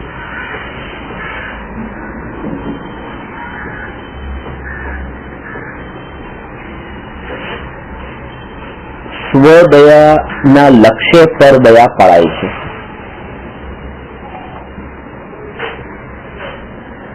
ત્યારે કોઈ બીજા જીવ માટેના આ વિકલ્પ આવે છે એવો ભાવ રહેતો જ નથી. જે કંઈ પણ કરું છું એ બધું મારા માટે કરું છું એવો પૂર્ણ રૂપે પૂરા સ્વાર્થી થયા છે. સ્વ સાથે જ પ્રયોજન રહ્યું છે. અર્થી એટલે પ્રયોજન વાળા, અર્થ એટલે પ્રયોજન, પોતાની સાથે જ પ્રયોજન છે. એટલે કે ત્યાં દરેક સમયે પોતે એમ નથી વિચારતા કે આ જીવ મર્યો કે આ જીવ બચ્યો કે આ જીવ આ થયું, એને મરવા બચાવવાની છે મતલબ જ નથી. પરિણતિ કેવી છે, બસ પરિણતિના અંદર ત્યાં દોષ નથી. એક સંપ્રદાય છે જે એમ માને છે કે કોઈ વ્યક્તિ રસ્તા પરથી જતા હોય ને કોઈ પાણી માટે તરસ્યો હોય ને મરતો હોય ને પાણી કરતો હોય તો તમારે પાણી નહીં પીવડાવવું, કારણ કે તમે પાણી પીવડાવીને જો એ જીવી ગયો અને પછી આવતીકાલે માનો આત્મહત્યા કરે તો એનું પાપ કે તમને લાગે. એટલે કાલે પછી જેટલા બચી ગયો બચ્યા પછી જેટલા પણ કર્મ કરશે એ બધા કર્મના ભાગીદાર તમે બનશો. તમે તમારા વસ્તુ જીવ્યા છો, તમે તમારું કામ કરો, બસ તમારે જોવાની પણ જરૂર નથી કે શું કરે છે, કોણ છે, ક્યાં છે. તમારે ધરતા માટે રાખવું પડે એમ. કેમ કે એ સાધુને તો એ રીતે સહજ હોય છે, કારણ કે દ્રષ્ટિ જ નથી જતી. જ્યાં તમારી દ્રષ્ટિ ગઈ ત્યાં સહજ એવો વિકલ્પ આવ્યા વિના ન રહે, જે ભૂમિકામાં હોય એ જીવમાં. એવી રીતે જો વિચાર કર્યો તો ભગવાને એ તત્વનો ઉપદેશ જ ના આપે ને, કે ગુરુ સાધુ પણ તત્વનો ઉપદેશ ના આપે કે આ શાસ્ત્ર લખું છું, આ શાસ્ત્રનો લોકો કેવો મિસયુઝ કરશે ને આના ઉપર જ તે ઝઘડી કરશે, એના કરતા જવાબ લખવું જ નથી. એટલે એ તો લખે છે. પછી છે તપ. તપ 12 પ્રકારના જે કીધા એમાં 6 તપ તો બાહ્ય તપ છે અને 6 તપ અંતરંગ તપ છે. બાહ્ય તપનો સંબંધ શરીરની ક્રિયા સાથે છે અને અંતરંગ તપનો સંબંધ આત્માની પરિણતિ સાથે છે. અને એમાં પણ શરીરની ક્રિયામાં પણ પરિણતિની વાત છે. મુખ્ય અંતર એ છે કે તમે જે તપ કરો છો એ તપ બીજાને ખબર પડે એનું નામ બાહ્ય તપ, અને તમે જે તપ કરો ને તમે પોતે જ જાણો અને અનંત કેવળી જાણે એ છે અંતરંગ તપ. એ બાહ્ય તપમાં અનશન, ઉણોદર, વૃત્તિ પરિસંખ્યાન, રસ પરિત્યાગ, વિવિક્ત શય્યાસન અને કાયિક ક્લેશ, આ 6 તપ બાહ્ય તપ છે. એમાં અનશન, આ 4 તપ જે છે ને 6 માંથી અનશન, ઉણોદર, વૃત્તિ પરિસંખ્યાન અને રસ પરિત્યાગ, એ 4 તપ રસનેન્દ્રિયથી સંબંધિત છે. જૈન ધર્મમાં જે તપ કયા છે સૌથી મેજોરિટી તપ બધા જ રસનેન્દ્રિયથી સંબંધિત કીધા છે. હમણાં જે આપણે કહેવાય કે રસનેન્દ્રિય વધારે પોષવાની વૃત્તિ છે. એનું કારણ છે કારણ કે રસનેન્દ્રિય જે છે રસનેન્દ્રિયના કારણે એ બાકીની ઇન્દ્રિયોનું પણ પોષણ થાય છે. આપણે એમ કે ઉપવાસ કરવાનું કીધું તો ઉપવાસ કરે, અનશન કરે તો આખો દિવસ આહાર ન લે એટલે શરીરની સ્થિતિ ઓટોમેટિક નબળી થઈ ગઈ. રસનેન્દ્રિય પોષી નહીં, આખો દિવસ જમ્યા નહીં તો એ શરીરની સ્થિતિ નબળી થઈ. શરીરની સ્થિતિ નબળી થઈ તો ઓટોમેટિકલી હવે જે બાકીની 4 ઇન્દ્રિયના જે વિષયના ભોગના ભાવ હતા ને એ ભાવ પણ નહીં આવ્યા, તાકાત જ નથી હવે ભોગવવાની. એટલે કે ખાવા ઉપર જો કંટ્રોલ રહ્યો તો બાકી બધા ઉપર ઓટોમેટિકલી એને કંટ્રોલ આવી જશે. એટલે એટલા માટે આ 4 તપ જે છે એ રસનેન્દ્રિયથી સંબંધિત કહેવાય. એમાં પણ આ ડેફિનેશન સમજવી ખૂબ જરૂરી છે. અનશન માં તો એ સમજ પડે કે આખો દિવસ આહાર નહીં લેવો. અને ઉણોદર નો અર્થ શું? ઉણોદર એટલે એકાસન. એકાસન કોને કહેવાય? તમે એકાસન ની પરિભાષા શું સમજો છો?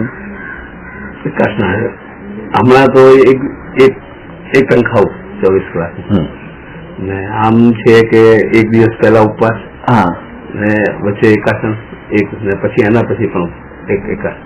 હા, પણ ખરેખર જે છે ને આમાં આજે એકાસનું કર્યું એ એકાસનાની જે ડેફિનેશન છે ને એમાં પણ આપણે માનીએ છીએ કે એક આસનું એટલે એક ટાઈમ ખાધું, એક ટાઈમ ખાવાનું એકાસનું. એક ટાઈમ ખાવાનું નામ એકાસનું નથી, 2 ટાઈમ ખાવાનું નામ બેસનું નથી. આ બધું બેસનું તો આમાં આવ્યું જ નથી, આમાં તો ખાલી એકાસરાની જ વાત છે.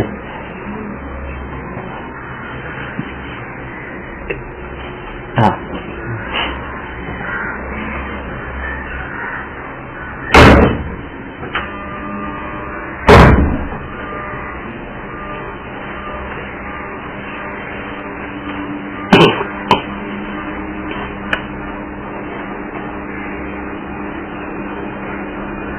એકાસનું એક ટાઈમ ખાવાનું નામ નથી કે એક આસન પર બેસીને એક ટાઈમ માટે ભૂખ કરતા ઓછું ખાવું એનું નામ એકાસનું છે, એમ પણ નથી. કારણ કે જો તપની આપણે ચર્ચા કરી છે તો તપનો સંબંધ તો ન ખાવા સાથે વાત કરી. ખાવાની વાત ક્યાં આવી કે જેમ એ ઉપવાસમાં અનશનમાં એમ કીધું કે આખો દિવસ ન ખાવું એનું નામ ઉપવાસ છે. અહીંયા એક ટાઈમ ખાવાનું નામ ઉપવાસ પછી કેવી રીતે થઈ ગયું? ત્યાં ન ખાવાનું નામ જો પહેલું તપ હતું તો બીજું તપ ખાવાનું નામ કેવી રીતે થઈ ગયું? અને ખરેખર તો એ છે કે પહેલા તપ કરતા બીજું, બીજા કરતા ત્રીજું, ત્રીજા કરતા ચોથું ચડિયાતા છે. આ ક્રમ આવી રીતે છે. અનશન કરતા એકાસનાનું તપ વધારે છે, ઊંચું છે. વાત એમ છે કે એક વાર જમવાનું નામ એકાસનું નથી. એક ટાઈમ માનો તમે બપોરના જમ્યા ને એ એકાસનું નથી કર્યું, પણ પછી તમે સાંજે ન જમ્યા ને બસ એ એકાસનું છે. જે ત્યાગ કર્યો છે એ એકાસના નામનું તપ છે. જે ભોગવ્યું છે તો પાપ કર્યું છે, એ કઈ તપ થોડું કર્યું છે. એટલે ડેફિનેશન એ છે કે એક ટાઈમ થી વધારે બીજા કોઈ પણ ટાઈમે ભોજન ન કરવું એ એકાસનું છે. અને જયારે આપણે આપણું પૂરેપૂરું બીજા ટાઈમે જે બનો કે સાંજનો જે ટાઈમ હતો જમવાનો, એ ટાઈમે આપણે જે સદુપયોગ કરવાનો હતો કે ભોજનનો છોડીને એ ટાઈમ જે બચ્યો આપણો એ ટાઈમે ધર્મ ધ્યાનમાં લગાવવો છે. એ ટાઈમે પિક્ચર જોતા હોઈએ છીએ. સાંજનો ટાઈમ છે, સાંજે પિક્ચર જોવા માટે બેસી ગયા. અરે માની મારું એકાસનું તો બપોર થઈ ગયું. અરે ખરું એકાસનું અત્યારે કરવાનું હતું કે જે ટાઈમે રસનેન્દ્રિયના વિષયને છોડ્યો એ સમયે બાકી બધી ઇન્દ્રિયને છોડીને સ્વભાવનું ચિંતન કરે છે.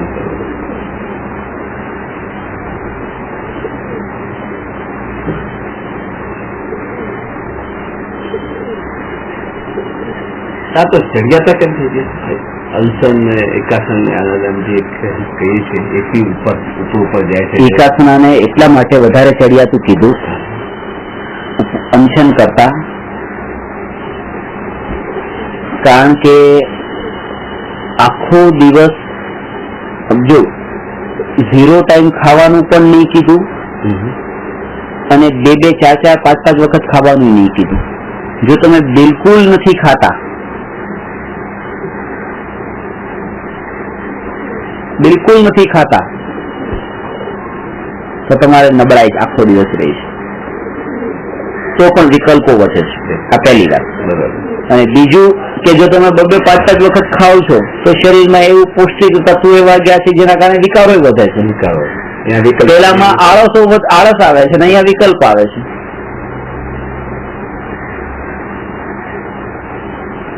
એટલે કે એક ટાઈમ ખાઈ લેવું જેથી કરીને શરીરમાં નબળાઈ પણ ન રહે, અને એવું વધારે ટાઈમે ન ખાવું કે જેથી વિકારો જાત જાતના ઉભા ન થાય. જે સાત્વિક આહાર એક ટાઈમ માટે જે લઈ લીધો બસ એ પણ ભૂખ કરતા ઓછો એ રીતે.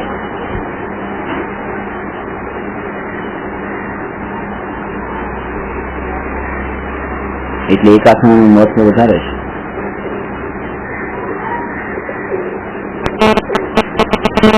આ તો અંતરથી જે એકાસનું કરતા હોય એના માટે આ ઊંચું તપ છે. કારણ કે એક તો એ કે જેને આખો દિવસ ભોજન ન કર્યું ને ભોજન સંબંધી વિકલ્પોથી પણ એને છૂટાડ્યા. આ તો ભોજન સામે આવે છે તેમ છતાં પણ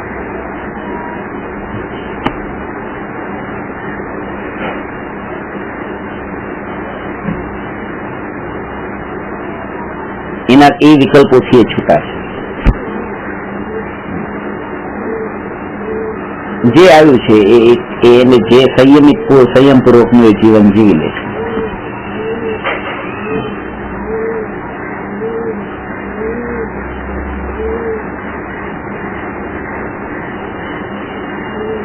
તમારા ઘરમાં એક બ્લેક એન્ડ વ્હાઇટ નાનું portable TV, black and white TV, portable નાનું ટીવી એક રાખો મેઇન હોલમાં, તો કે ના રાખવું તો મોટું રાખવું, નહીં તો ન રાખવું સારું. પછી ન રાખવું, બિલકુલ ન રાખવું, બિલકુલ જે નથી રાખતા અને જેને આવું પોર્ટેબલ રાખ્યું છે, પોર્ટેબલ રાખવા વાળાનો સંયમ વધારે છે, કારણ કે એને તો રાખ્યું તો છે પણ પાછું એમાં કોઈ અપેક્ષા નથી.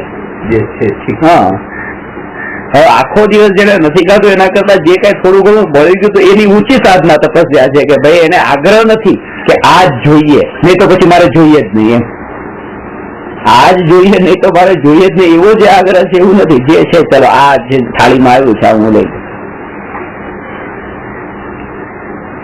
એમાં એ જ વાત છે કે પોતાની પરિણતિ એક ટાઈમ માટે આ સાધારણ રીતે આ વાત કરી છે. કોઈને માનો ઉપવાસ કરીને વધારે સ્થિરતા રહી તો ભલે એ રીતે કરે. જે આમાં પહેલા જે ચર્ચા બતાવી કે જેટલી પરિણતિ નિર્મલ રહી છે એ ઉત્તમ, એ બસ એ ઉત્તમ, એ ખરું તપ છે, એ ખરો સંયમ છે.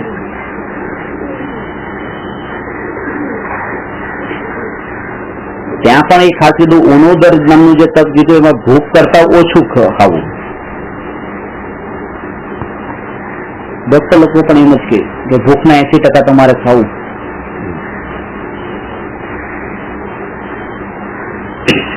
પણ 120% થઈ જાય એકાસના ટાઈમે, કારણ કે સાંજે ખાવા પહેલા જ કે સાંજે ખાવાનું નથી, વિચાર જે ખાવું અત્યારે થઈ એમ કે ને એકાસનું છે, તમે અમારે ત્યાં જન્મ આવજો તેના મારે તો એકાસનું થવું કરે છે નહીં, અને ખબર છે ત્યાં બીજાના ઘરે જશે થશે થશે ભરવામાં એ કઈ સંકોચ થશે. અહીંયા ઘરે પોતાના ઘરે રહેશે તો ખાઈ લે છે.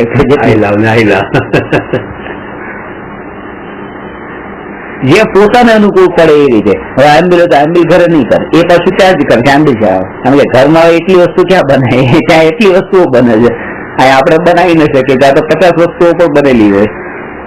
એટલે જ્યાં પોતાને અનુકૂળ પાછા વિષયના ભોગો લાગે છે એ રીતે કરી લે છે, પોતાને સમાધાન કરી લે છે. અને ખાસ વાત ત્યાં કરી લે છે. આમાં એક વાક્ય જો જોડી દે કે ભલે તમે પોઝિટિવ જો આટલી રીતે કરે છે ને, એ વાક્ય જોડીને ઉલટું વધારે પુષ્ટ કરાવવું. અહીંયા કહે છે કે એના કરતા ન કરવું સારું. એટલી નિખાલસતા છે ને કે હું તપસ્વી નથી ભાઈ, મારાથી આ નથી થઈ શકતું, પણ પોતાને તપસ્વી તરીકે માન સન્માન પણ જોતું છે ને એવો સિક્કો પણ લગાડવો છે ને અંતરથી તો એવું કરવું જ નથી પાછું. એ તો મોટો માયાચાર ને મોટો દંભ થઈ ગયો.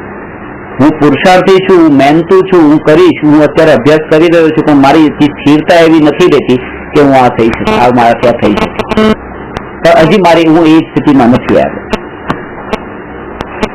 પહેલા જે થયું કે એના માનથી, માનનો લોભ નથી રહ્યો, એ તપના કારણે જે માન મળે માનનો લોભ નથી.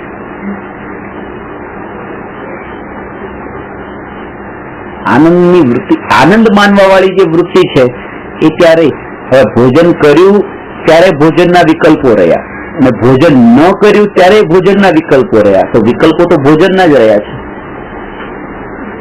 અને શાસ્ત્રોમાં કહે છે કે એની સાથે અમારે કોઈ પ્રયોજન નથી કે કર્યું ને ન કર્યું. ભોજન કર્યું એવો વિકલ્પ ને ભોજન ન કર્યું એવો વિકલ્પ, એની સાથે કોઈ મતલબ નથી.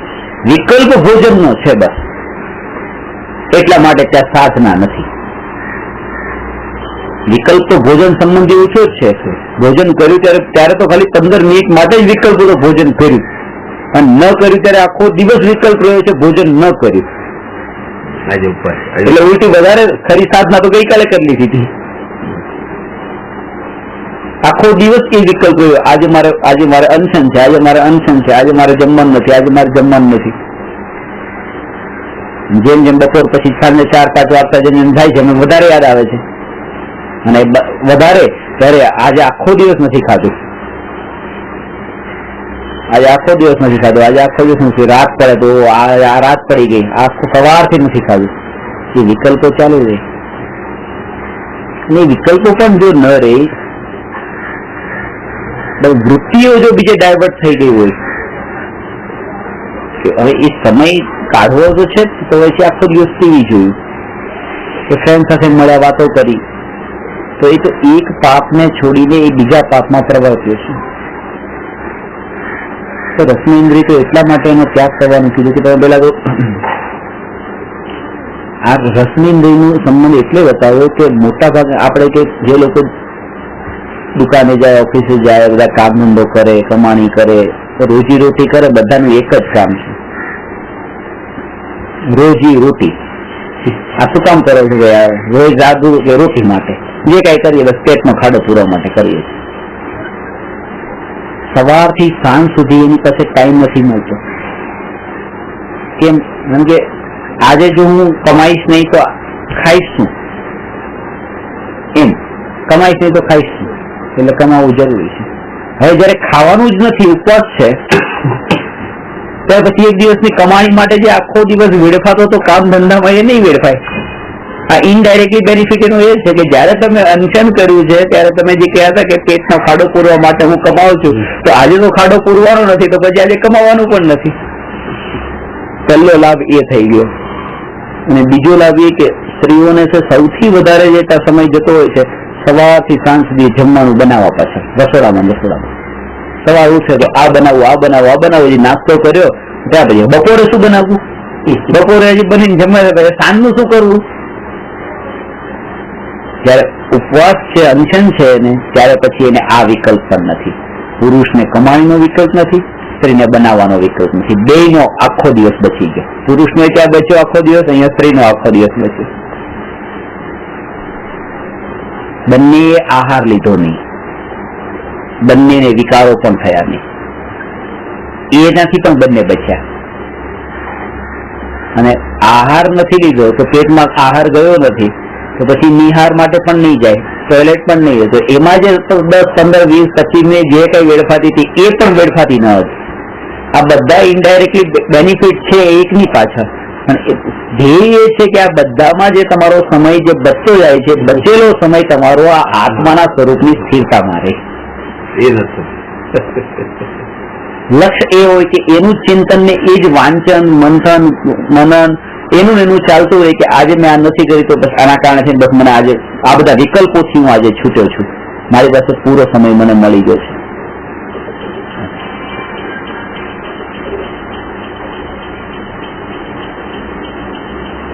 એટલે અનશન, ઉનોદર, ત્રીજું વૃત્તિ પરિસંખ્યાન નામનું તપ છે.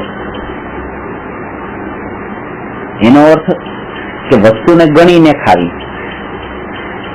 5 વસ્તુ ખાવી, 10 વસ્તુ ખાવી, ગણીને ખાવી જે છે એનું નામ તપ નથી. ગણેલી જે વસ્તુ, મર્યાદિત વસ્તુ છે એનાથી વધારે ન ખાવી. પાછું ત્યાં તપમાં પછી ન ખાવાનું નામ જ તપ છે, ખાવાનું નામ તો તપ છે જ નહીં.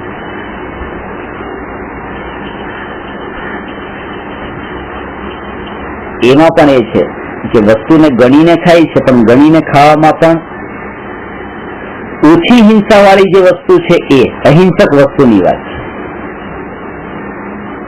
ક્વોન્ટિટીની ઇમ્પોર્ટન્સ તો છે કે બહુ એક વ્યક્તિ 2 જ વસ્તુ ખાય છે, એક વ્યક્તિ 10 વસ્તુ ખાય છે, એક 50 ખાય છે, તો કે 2 વાળો ખાવા જે આપણે માને 2 વાળો તપસ્વી છે એમ નથી. 2 ની ક્વોન્ટિટી એના કસાઈ કેવો છે ને વસ્તુ કઈ થાય છે.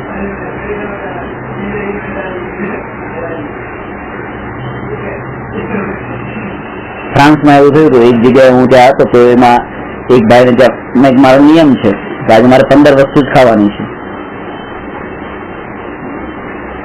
15 થી વધારે નથી ખાવાની. તો એક છોકરો ત્યાં નાનકડો હતો તો મને કહે કે તમારાથી સારા તો કે અમે રોજની 2 જ ખાઈએ, એક કોલ્ડ ડ્રિંક ને ચિપ્સ એવી રીતે, બસ આખો દિવસ અમારો આના ઉપર નીકળી જાય એમ. તો ક્વોન્ટિટીમાં તો કીધું, મેં કીધું ભાઈ તું એ 2 વસ્તુ ખાઈ છે એમાં જે પાપ છે એ આટલી 15માં પણ નથી. કોલ્ડ ડ્રિંક પીવે છે, બટાટાની ચિપ્સ ખાઈ, એમાં જે જીવોનો ઘાત થયો છે આ 15માં પણ નથી થતો. એટલા માટે કીધું કે ક્વોન્ટિટી ઓછીનું મહત્વ નથી, પણ કઈ વસ્તુ અહિંસક વસ્તુ હોવી જોઈએ. હવે વરખવાળી મીઠાઈ હોય ને એ પોતે વસ્તુ ગણીને ખાતા હોય કે આજે મારે 5 વસ્તુ ખાવાની છે, એમાં એક વરખવાળી મીઠાઈ છે તો કે આના કરતા બધું દાળ ભાત શાક રોટલી 4 ખાઈ લીધા તો ઉત્તમ હતું. આમાં જે દોષ લાગ્યો છે એના કરતા. પણ જેની દ્રષ્ટિ એકલી ક્રિયા ઉપર હોય છે ને ગણતરી ઉપર હોય છે એને આ વાત નથી સમજાતી. ચોથું છે રસ પરિત્યાગ. રસને છોડીને, જેને આંબીલ કહે છે. ખાલી રસ પરિત્યાગની વાત આવી એટલે એને એમ જ લાગ્યું કે બસ રસને જ છોડવાનો છે, પણ રસમાં પણ કંઈક ને કંઈક રસ તો લેવાય જ ગયો. આંબીલના અંદર લીલું મરચું પણ ન નાખે, લાલ મરચું પણ નહીં, પણ એક સાથે 50 મરી નાખી દેશે વાટી વાટી, કેમ કે થોડું તીખું કરવા. મરચું નથી ખાવાનું, લાલ નથી ખાવાનું, લીલું નથી ખાવાનું, પણ એને તીખું બનાવવા માટે, તીખાશ લાવવા માટે કઈ મસાલો અને કઈ ને કઈ એ નાખીને એને તીખાશ લાવશે.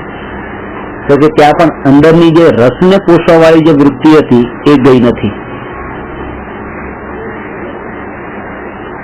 ક્યારેક એવું બને કે રસને પોષવા વાળી વૃત્તિ નથી, પણ પછી સ્પર્શ પોષવા વાળી વૃત્તિ જોઈએ.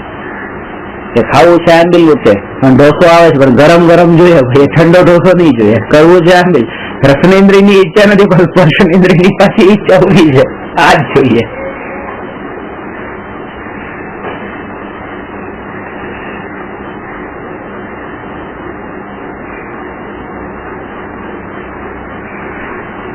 એ ગાય છે કે કડું કરિયાતું જે હોય ને આંબીલમાં, તમારે કડું કરિયાતું કે પેલા કે કડું કરિયાતું કે તે લેવાનું.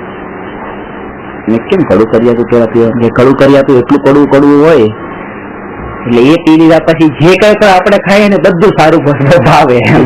આ પેલું ખાધું એના કરતા તો આટલું સારું છે.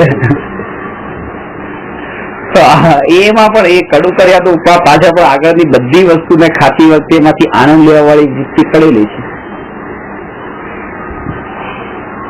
રસ પરિત્યાગ પછી છે વિવિક્ત શય્યાસન.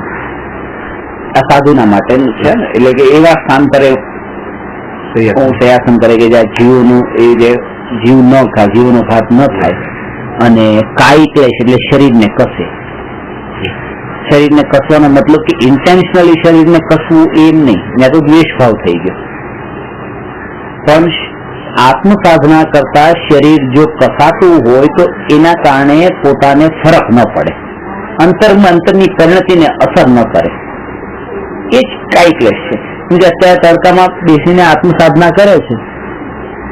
કાય ક્લેશનો અર્થ એ નથી કે બપોરે 2 વાગે તડકામાં અહીંયાથી ગુફામાં હોય ને ગુફામાંથી બહાર નીકળીને તડકામાં જવું ને એવી કે ત્યાં પથ્થર ઉપર જઈને બેસી જવું ગરમ ગરમ, એનું નામ કાય ક્લેશ નથી.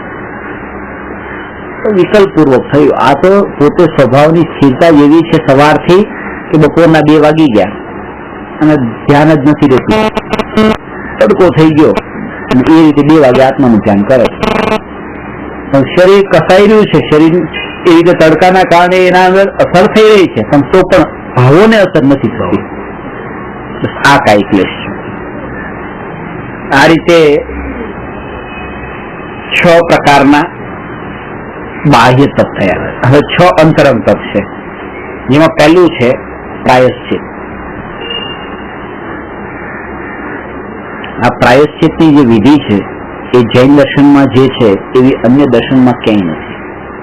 કારણ કે જૈન દર્શનમાં જે પ્રાયશ્ચિતની વિધિ છે ને, એમાં એ કીધું કે તમારી જે ભૂલ છે એ ભૂલનું તમે પ્રાયશ્ચિત લો, એની સાથે લો જેની સાથે તમારી ભૂલ થઈ છે. જૈનિઝમમાં અને ક્રિશ્ચિયનિઝમમાં આ બહુ મોટું અંતર છે. એમ કહેવાય છે કે જીસસ એ જયારે એ બધું ઈસ્ટમાં આવ્યા હતા પૂર્વમાં, ત્યારે એ ભારત પણ આવ્યા હતા, ને એ વખતે મહાવીર ભગવાનના મોક્ષને કંઈક 500 વર્ષ જ થયા હતા. અને ત્યારે આ પ્રતિક્રમણનું જે કન્ફેશનનું જે છે ને, એમાં પણ બાકી ફિલોસોફીમાં પણ સૌથી વધારે એ લોકો આ ક્રિશ્ચિયનિઝમમાં ઘણું વધારે છે કન્ફેશન ઉપર. ભૂલ છે તો કન્ફેસ કરો, અને એના ફાધરની પાસે જઈને કન્ફેસ કરવાનું. જૈનિઝમમાં આ એમાં લીધું ખરું મહાવીર ભગવાન પાસેથી આ એક પોઈન્ટ પણ લીધો ખરો, પણ કે એ પણ યોગ્ય રૂપે નહીં લીધો. કે કેવી રીતે કે એ કન્ફેશન કરવાનું હતું કે મેં તમારી સાથે ભૂલ કરી તો મારે ફાધર પાસે જઈને કન્ફેસ નથી કરવાની, એ ભૂલ મારે તમારી સાથે જ કન્ફેસ કરવાની છે. આ જૈન દર્શનની વિશેષતા છે કે તમે કોઈ ભૂલ કરી તો ભગવાનની સામે જઈને હાથ નહીં જોડો, હાથ એની સામે જઈને જોડો જેની સાથે તમે ભૂલ કરી. અને એટલા માટે તે જૈન દર્શનમાં એવી રીતે પ્રતિક્રમણ જયારે આપણે કરીએ ત્યારે એકેન્દ્રિય જીવને માફી, 2 ઇન્દ્રિયની માફી, 3 ઇન્દ્રિયની માફી, કારણ કે જેની સાથે ભૂલ કરી છે માફી એને માંગવાની છે. ભગવાન ભૂલ કરી છે. આપણે ભગવાનના ઉપર પગ થોડો મૂક્યો હતો, પગ તો અહીંયા મૂક્યો હતો એક ઇન્દ્રિય બે ઇન્દ્રિય ઉપર, તો એનામાં એને કીધું કે ઈચ્છામી દુકડા. આ વિશેષતા છે જૈન દર્શનની. કોઈને એમ લાગે તમે આ શું કરો, આ કબૂતર ને કાગડા ને આ બધાની સામે માફી માંગો છો, આ ઝાડ પાનની માફી માંગો છો, એને શું ખબર પડે માફ કરવા નહીં કરવા શું કરવું? તો કોઈ ગુરુની પાસે જઈને માફી માંગો તો એમ ખબર પડે કે તમારી ભૂલ કેવી છે, તમને કેવી એની પનિશમેન્ટ આપવી, બધું. અહીંયા કહે છે કે મારે માફી માંગવી એ મારું કર્તવ્ય છે, માફ કરવા નહીં કરવા એ બધી મારું લુકાવું જ નથી. એકેન્દ્રીય જીવ પર સામે મેં માફી માંગી, હવે એકેન્દ્રીય જીવ મને માફ કરે ન કરે એ બધું મારે ક્યાં જોવાનું છે? મારી જે ગાંઠ અંદર બંધાયેલી હતી એ ગાંઠ છૂટી ગઈ. મુનિ અવસ્થામાં પાર્ષણ મુનિરાજને ત્યારે એ રીતે કમઠ પ્રત્યેની તો ગાંઠ છૂટી ગઈ, કઈ નથી ભાવ, પણ કમઠને હજી ભાવ છે. તો જેને ભાવ છે હજી એને બંધાશે, માફ કરે ન કરે કઈ પણ. અહીંયા તો માફી હતી, માફી માંગીને માફ કર્યું, બધું જ થઈ ગયું. ક્ષમા ધર્મ તો પ્રગટ્યો, એના કારણે થઈને ત્યાં દ્રષ્ટિ હટી ગઈ, પોતે આત્મામાં લીન ગયા, કેવળ જ્ઞાન પામી ગયા, પણ એ જીવને જે અંદરમાં જે ભાવ હતો એ રોકાયો નહીં. તો એના કારણે થઈને એનું બંધન ત્યાં ચાલુ રહેશે. એકેન્દ્રિય જેની સાથે મારી ભૂલ થઈ છે, મેં તમને કોઈ ખરાબ શબ્દ કીધા પછી તમને ખોટું લાગ્યું, મેં તમને સોરી કીધું, પણ તમે કીધું મને આવું કીધું જ કેમ? હવે સોરી કહેવાથી હું તો ત્યારે મને રિયલાઇઝ પણ થઈ ગયું, હું બસ છૂટી ગયો, પણ તમને હવે અંદરમાં જે થયું કે મને આવું કીધું કેમ, આ સોરી તમે સાંભળવા તૈયાર નથી. તો કે હવે તમારે સાંભળે તો ઉપરથી સાંભળવું પડે છે, પાછા નવા કરમ બંધાય છે, મજા બે નુકસાન થયા છે. ખરાબ બોલીને પણ એ છૂટી ગયો છે, કારણ કે અંતરથી એને પ્રાયશ્ચિત થયું છે. પ્રાયશ્ચિત નું બહુ મહત્વ છે.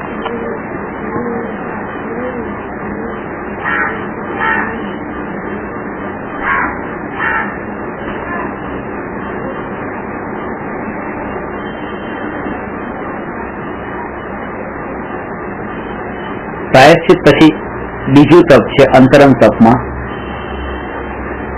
વિનય. વિનય પણ એક તપ છે, પણ ખાસ એ કોનો વિનય, કોણે વિનય કરવો, કોનો કરવો, ક્યારે કરવો, કેવી રીતે કરવો, શા માટે કરવો, એ બધા જ પ્રશ્નોનું જેને જ્ઞાન અને સમજણ હોય એ જ ખરો વિનય કરી શકે. ગુરુનો વિનય કરો, પણ ગુરુનો વિનય ક્યાં કરવો? જીન મંદિરમાં કરવો કે જીન મંદિરમાં તો પછી બિલકુલ ન કરવો.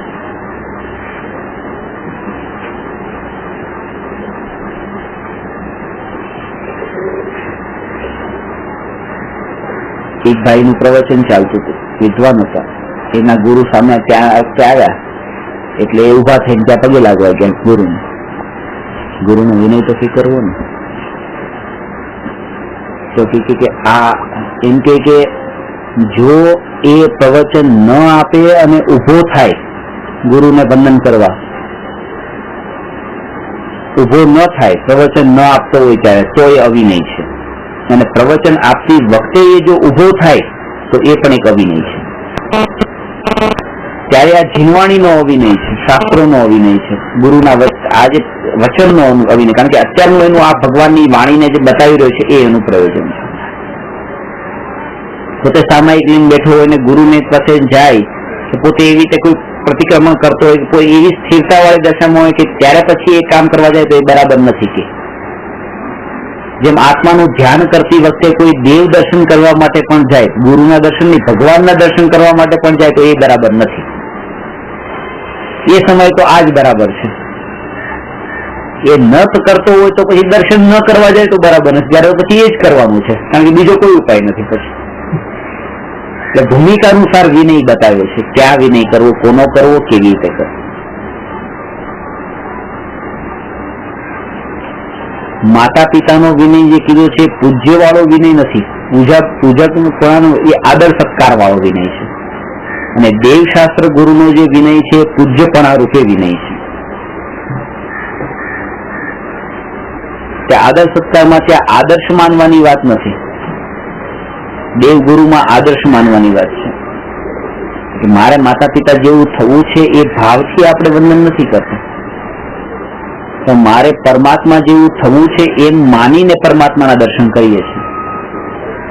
ત્યાં જસ્ટ એક વ્યવહાર હોય છે કે માતા પિતાનો વ્યવહાર, વિદ્યા ગુરુ સાથે વ્યવહાર, શિક્ષક સાથે વ્યવહાર, એ બધો ખાલી એક બાહ્ય વ્યવહાર છે. એમાં પૂજ્યપણાનો ભાવ નથી, એમાં આદર્શપણું નથી હોતું કે મારે આવું થવું છે. એ જેમ છે કે ક્રિકેટના કોચ પાસે જાય ને ક્રિકેટના કોચને આ પગે લાગે બસ એવી રીતે, પણ એમાં એને આદર્શપણું નથી. આદર્શપણું તો સચિન તેંડુલકરમાં છે. એને આવું થોડું થવું છે. આ તો ઠીક છે કે એના નિમિત્તથી એમને જાણવા શીખવા મળે છે એટલે રિસ્પેક્ટ કરશે, હાથ જોડ્યા બસ પતી ગયું, એનાથી આગળ કઈ નહીં.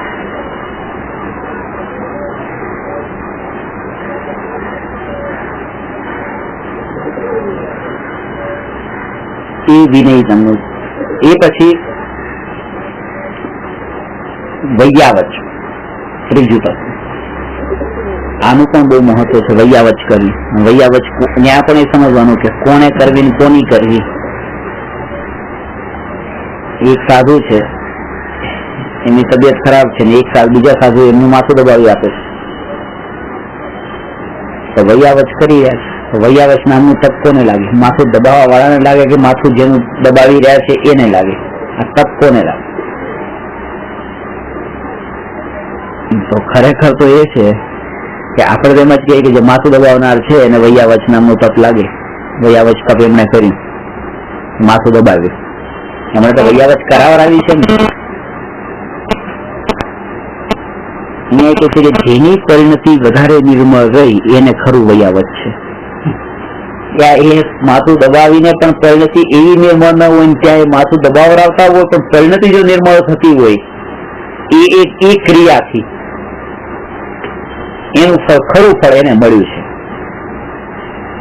આહાર દાનની વિધિ ચાલે છે ને આહાર આપવામાં, હવે જેને આહાર આપ્યો છે એ ને જે આપનાર છે એ વધારે ફળ કોને લાગે કે એમાં આપનારને વધારે લેનારાને ઓછું, એવું ફળ થોડું છે.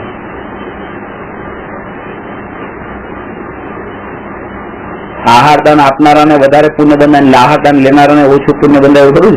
સાધુ આહાર લે છે ને આપનારા તો આપનારાને વધારે બંધાય ને લેનારા સાધુને ઓછું બંધાય, એવું થોડું છે. સાધુને કોઈ વધારે પુણ્ય હોય છે, પુણ્ય બંધ થાય છે. અહંકારનો ભાવ નથી, કર્તૃત્વ ભાવ નથી, સુખ બુદ્ધિ નથી, આને તો પૂરેપૂરું અહંકારનો ભાવ છે. એટલે પેલા આપીને પણ એ બંધાય છે ને આ લઈને પણ છૂટે છે.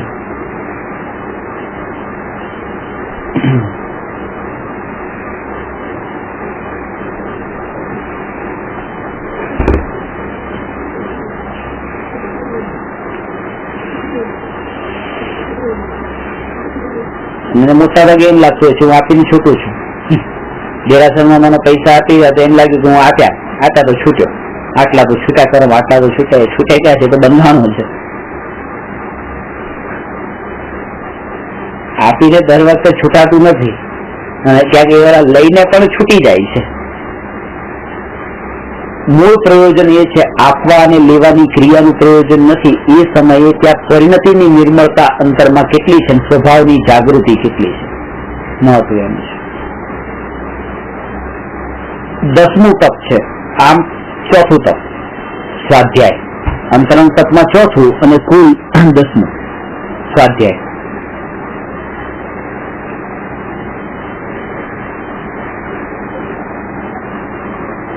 આ સ્વાધ્યાયને 10મા નંબર પર રાખ્યું. એક ઘરમાં 2 દીકરી હોય ને એક દીકરી એવી રીતે સ્વાધ્યાય કરતી હોય ને એક દીકરી એ ઉપવાસ કર્યો હોય, અનશન કર્યું હોય, તો એ પથારીમાં ત્યાં આડી પડી છે. કોણ કે જેને અનશન કર્યું છે અને સ્વાધ્યાય કરતી હોય એ તો બેઠી બેઠી સ્વાધ્યાય કરી રહી છે, વાંચી રહી છે. બહારથી બેલ વાગી એટલે માએ કીધું દરવાજો ખોલ બેટા. એને નહીં કીધું, જેને અનશન કર્યું છે કઈ નથી કરતું, પથારીમાં આડી પડી છે. પણ જે આ સ્વાધ્યાય કરનારી જે હતી એને કીધું ઉભી થા. મને કે પેલી આજે ઉપવાસ છે ને કઈ ખાધું નથી સવારનું, હવે અહીંયા એ કહે છે કે પેલી જે આરામ કરે છે એને પહેલા નંબરનું તપ કર્યું છે, અનશન, અને આ 10મા નંબરનું તપ કરે છે, બિલકુલ અલ્ટિમેટ લેવલનું. આમ જેમ કીધું ને પેલા કરતા બીજી ચડી હતું, બીજા કરતા ત્રીજી ચડી હતું, તો આટલું ઊંચું તપ કરે છે સ્વાધ્યાય નામનું. અને એ તપ એને તપ લાગતું નથી એટલે એને ઉભી કરે છે.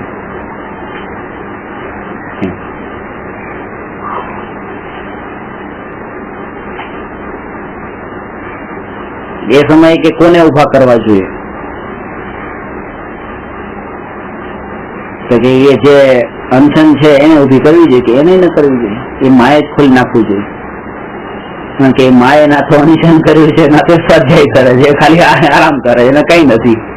પહેલું કામ તો એને આટલું તો કરવું જોઈએ કે જે તપ કરી રહ્યા છે એને ડિસ્ટર્બ ન કરે. એ પણ બહુ મોટું તપ છે. તપસ્વીઓની સાધનામાં વિઘ્ન ન પાડવું. સ્વાધ્યાય 5 પ્રકારના કીધા છે: વાંચના, પૃચ્છના, આમનાય, અનુપ્રેક્ષા અને ધર્મોપદેશ. વાંચના એટલે વાંચવું, વાંચન કરવું. અને વાંચન કરવું એટલે એ પણ એમ નહીં કે ખાલી બસ કોઈ પણ ચોપડી લઈને પહેલેથી આમ ખોલીને વાંચી લીધું, એમ નહીં. આધ્યો પાંચ શરૂઆતથી અંત સુધી એવી રીતે ક્રમશઃ એનો અભ્યાસ કરવો, એ છે વાંચના નામનું સત્ય. એવી રીતે ઉપાશ્રયમાં ગયા કે દેરાસરમાં ગયા કે ત્યાં જઈને બસ પ્રવચન ચાલતું ત્યાં જઈને બેસી ગયા, 5-10 મિનિટ બેઠા ને પાછા ઉભા થઈ નીકળી ગયા, ચલો આજનો સ્વાધ્યાય થઈ ગયો, એમ નહીં. વાંચના પછી છે પૃચ્છના. જે વાંચ્યું હોય એમાં જે શંકા થઈ હોય એને બીજાની સામે પૂછવી, એ પૃચ્છના છે. કારણ કે પૂછવાની પાછળનો પણ આશય એ હોવો જોઈએ કે મને જે અત્યારે અજ્ઞાન છે, અજ્ઞાન દૂર થાય. ઘણા લોકો પ્રશ્ન એવા પૂછતા હોય એ જાણવા માટે કે આ પ્રશ્નનો જવાબ એમને આવડે છે કે નહીં, અથવા તો અહીંથી લાવ ઓપિનિયન લઈ લઈએ, આમનો ઓપિનિયન શું છે, આમનો ઓપિનિયન શું છે. પોતાના અજ્ઞાનને દૂર કરવા કરતા પણ પોતાના કશાય ભાવની પૂર્તિ કરવાનું જોઈએ છે.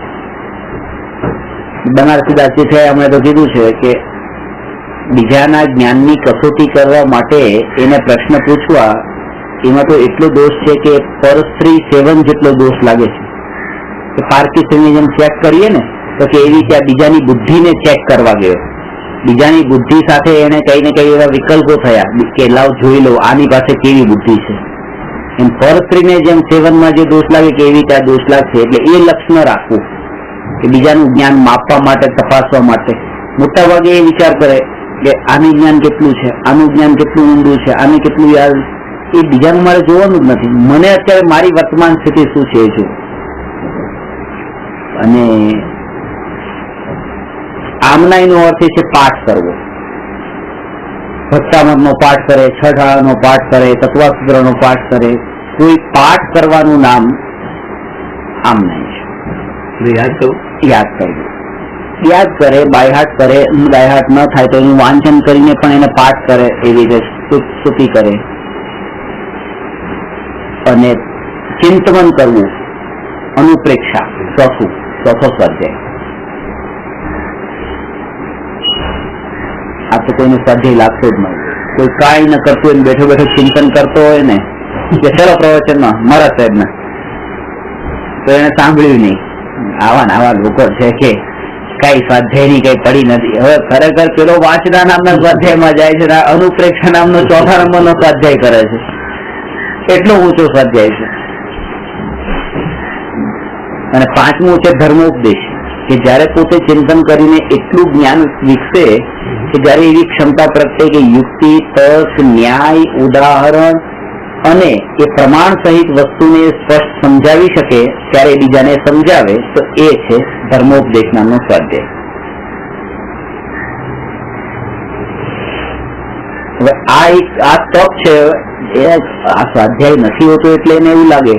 ઘણા લોકો મને પૂછે કે પર્યુષણમાં શું કરો? મેં કહ્યું આમ તો હું 12 કલાકના મારો પ્રવચન ચાલતા હોય, પર્યુષણના અંદર પછી 12 ના હું 14-16 કલાક એવી રીતે વધારે ચાલે, 14 કલાક 16 કલાક.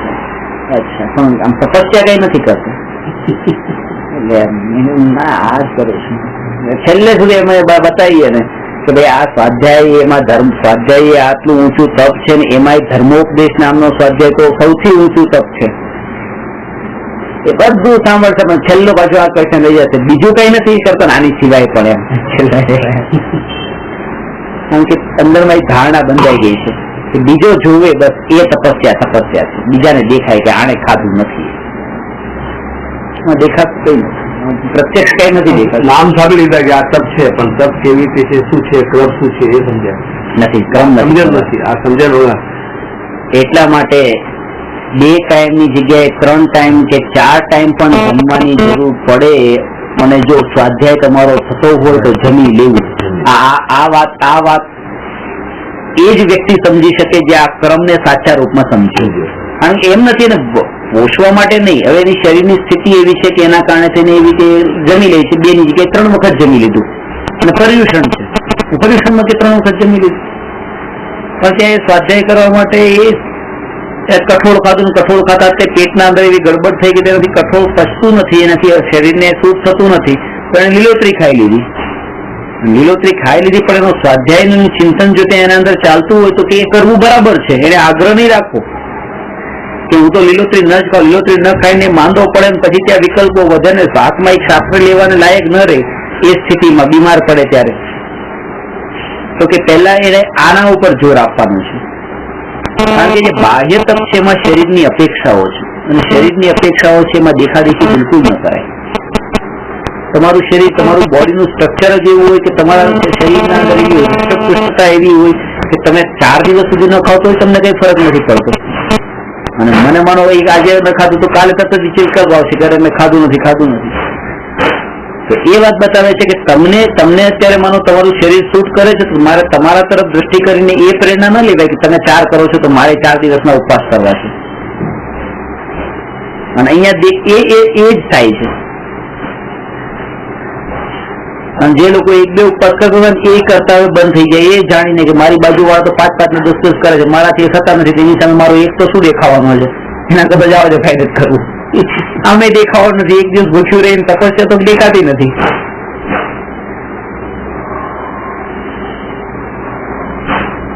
લક્ષ્ય ત્યાં બીજાની સાથે જોડાઈને એ જોવાયું છે.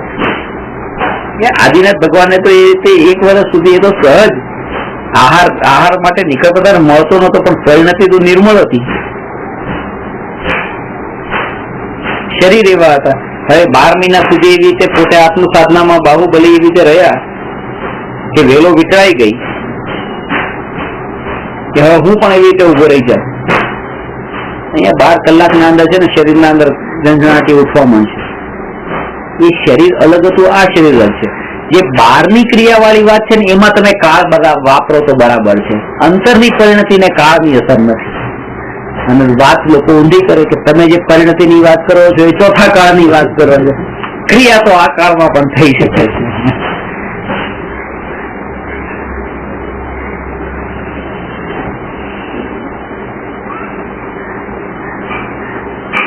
જલ્દી પરિમિતિમાં ચોથો 5મો કાળ આપતો નથી.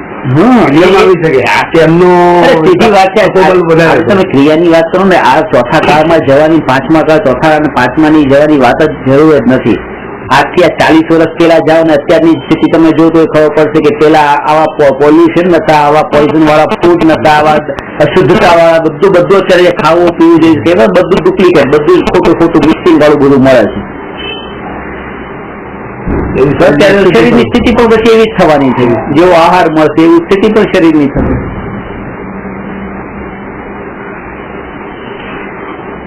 નહીં તો શાસ્ત્રોમાં એ વાત કે આ કાળમાં મોક્ષ થઈ શકે છે, મોક્ષ નથી થઈ શકતો.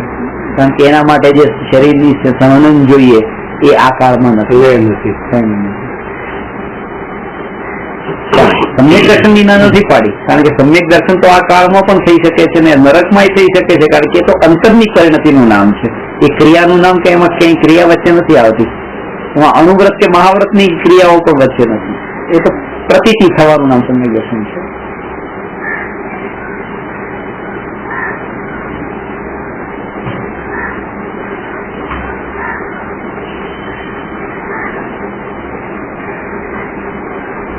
સુખ બુદ્ધિથી આવું કરવા વાળાને એવા જીવો પણ બહુ ઓછા છે. 99% જીવ એવા નથી. 1% એવા છે જે સુખ બુદ્ધિથી કરતા હશે. ના, મારે તો ઉપવાસ કરવો એટલે કરવો જ છે, સ્વાધ્યાય તો કરવો જ નથી. 1% જીવ એવા હશે જે આવું માનતા હશે. 99% જીવો એવા હશે કે જેને ખબર જ નથી આ ક્રમની, એટલા માટે આ કરી રહ્યા છે, અણસમજથી કરી રહ્યા છે. સમજ થયા પછી પણ એનો આગ્રહ રહી જવા તો કોઈ 1% એવા હશે. બાકી તો અણસમજ, ખબર નથી, એનું ફળ ખબર નથી કે આ ઉપવાસનું ફળ આવી રીતે છે. અને અંતરના સ્વાધ્યાયના કારણે ચિંતન કરવાથી ભેદ જ્ઞાન થાય છે, કસાઈ છૂટે છે, આસક્તિ છૂટે છે, આત્માના સંસ્કાર દ્રઢ થાય છે, એનું ફળ સમ્યક દર્શન છે, સ્વાધ્યાયનું ફળ આ છે, એ એને ખબર નથી.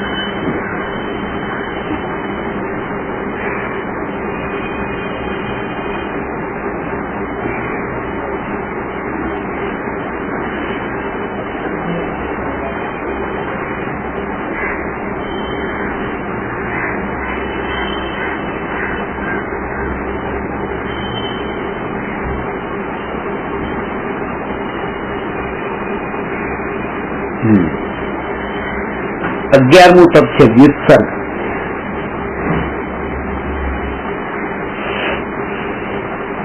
કાયા ઉપરથી પૂરેપૂરો ઉપયોગ છૂટી છે. વ્યુત્સર્ગ ને ધ્યાન એકબીજાના એવી રીતે પૂરક છે. શરીર આદિ સંયોગ ઉપરથી પૂરી દ્રષ્ટિ ટળવી અને આત્મ સ્વરૂપમાં ઉપયોગ સ્થિર થવો. સ્થિર થવાનું નામ ધ્યાન છે, છૂટી જવાનું નામ વ્યુત્સર્ગ છે.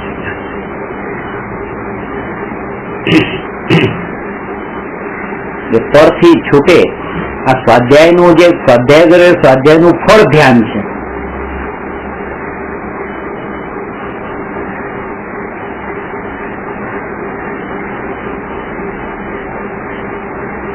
ધ્યાનને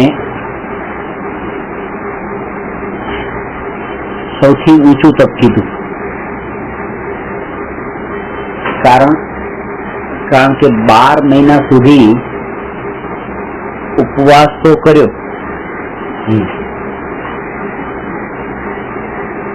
મુનિરાજ બાહુબલીને 12 મહિના સુધી એક સ્થાન પર ઉભા રહ્યા તો ઉપવાસ તો થયો પણ કેવળ જ્ઞાન નથી. અનશનના કારણે કેવળ જ્ઞાન નથી.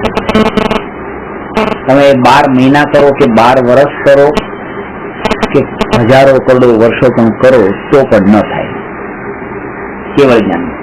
પણ આ ધ્યાન એક એવું તપ છે કે અંતર મુહૂર્ત માટે જો આત્મ ધ્યાન થયું તો નિયમથી કેવળ જ્ઞાન થવાનું છે.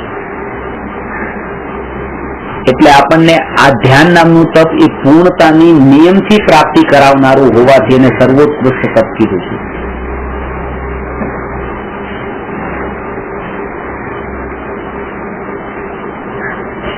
અને જ્યારે આ ધ્યાનની ચર્ચા ચાલે ત્યારે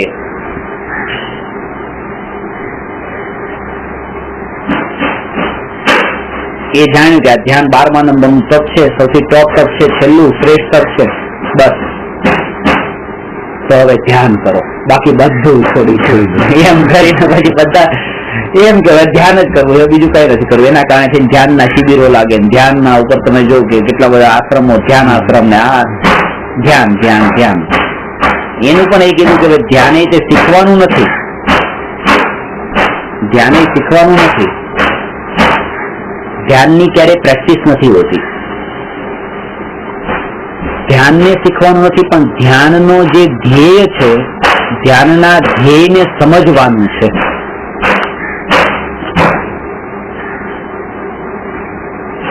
ધ્યાનના ધ્યેયને સમજવાથી જ ધ્યેયનું ધ્યાન થઈ જાય છે.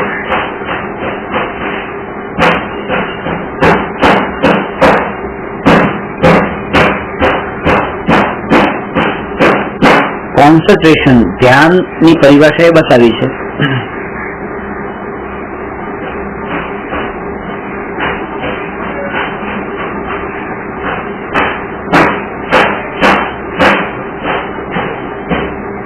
એકાગ્ર ચિંતા નિરોધો ધ્યાનમ. કોઈ એકને એક જ્ઞેય પર પોતાના વિચાર, પોતાનો ઉપયોગ એક જગ્યા ઉપર બિલકુલ સ્થિર થઈ જવું,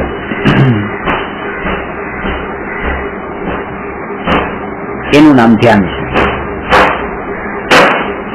ધ્યાન આપણને નથી આવડતું એમ નહીં, ધ્યાન તો આવડે છે.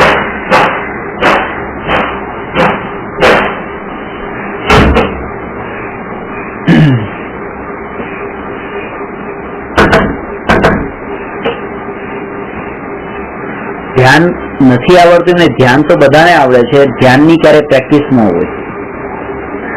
કોઈ એકની એક વસ્તુનો આપણે વારંવાર વિચાર કરીએ છીએ કે મિત્રનો વિચાર કરીએ, પત્નીનો વિચાર કરીએ.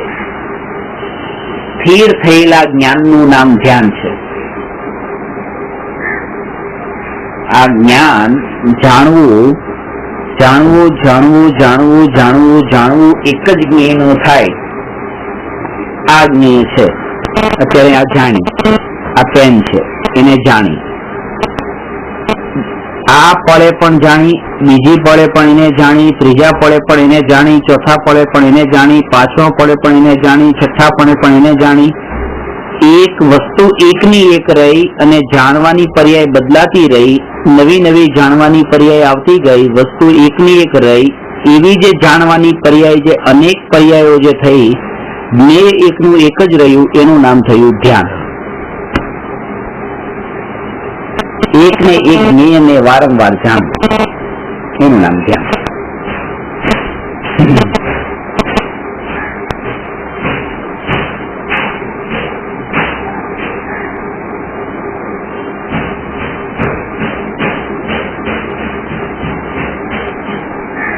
હવે જે જ્ઞેયને વારંવાર જાણવું, એક જ જ્ઞેયને વારંવાર જાણવાનું નામ ધ્યાન છે. તો જેને વારંવાર જાણવાનું છે, વારંવાર જાણવાનું છે, એને એકવાર તો જાણવું પડશે ને. પેલા એકવાર નહીં જાણે તો વારંવાર કેવી રીતે જાણશે? અને એટલા માટે અહીંયા આત્માના સ્વરૂપને જાણવા માટે સ્વાધ્યાય કરવાનું કીધું છે. એટલે જે આત્માને આપણે અનંત કાળ સુધી જાણવાનો છે, એ આત્માને પેલા અહીંથી એટલું તો જાણી લઈએ કે કેવો છે.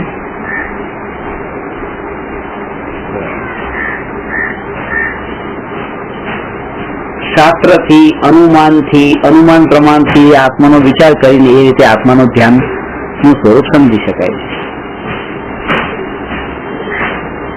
એ વાત થઈ. અહીંયા સંયમ અને તપનું પ્રકરણ થયું. પ્રશ્ન નંબર 214.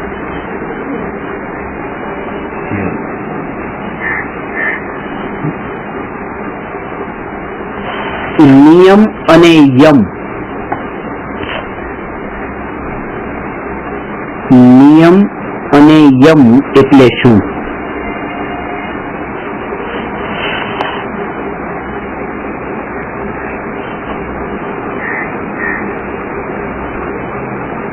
ઊંધું થયું છે. નિયમ અને યમ. નિયમ આવે છે. એ તો એનો પ્રાસ યમ નિયમ સંયમ બહુ કિયો, એ યમ અને નિયમ.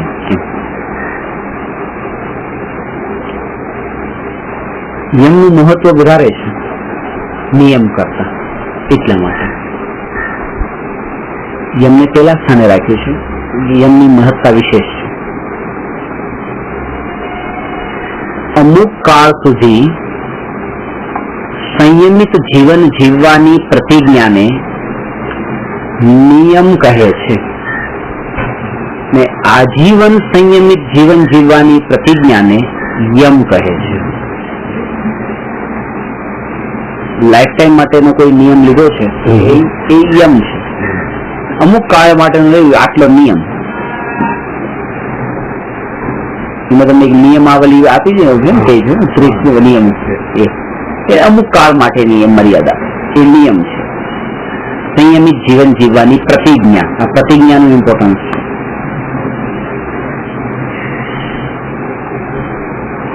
અને એમાં પણ બે પ્રકાર છે, વ્યવહાર નિયમ અને નિશ્ચય નિયમ.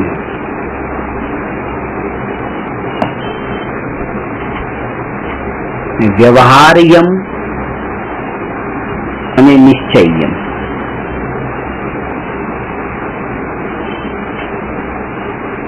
પહેલા તો એ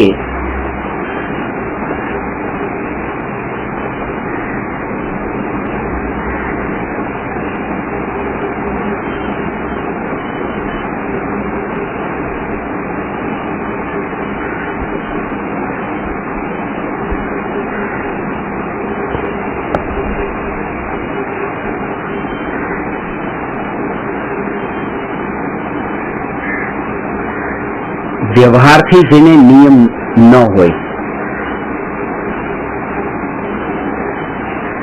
એ જીવને વ્યવહારથી યમ ન હોય, વ્યવહારથી નિયમ ન હોય એ જીવને વ્યવહારથી યમ ન હોય. એનો દ્રષ્ટાંત આપીને સમજાવું.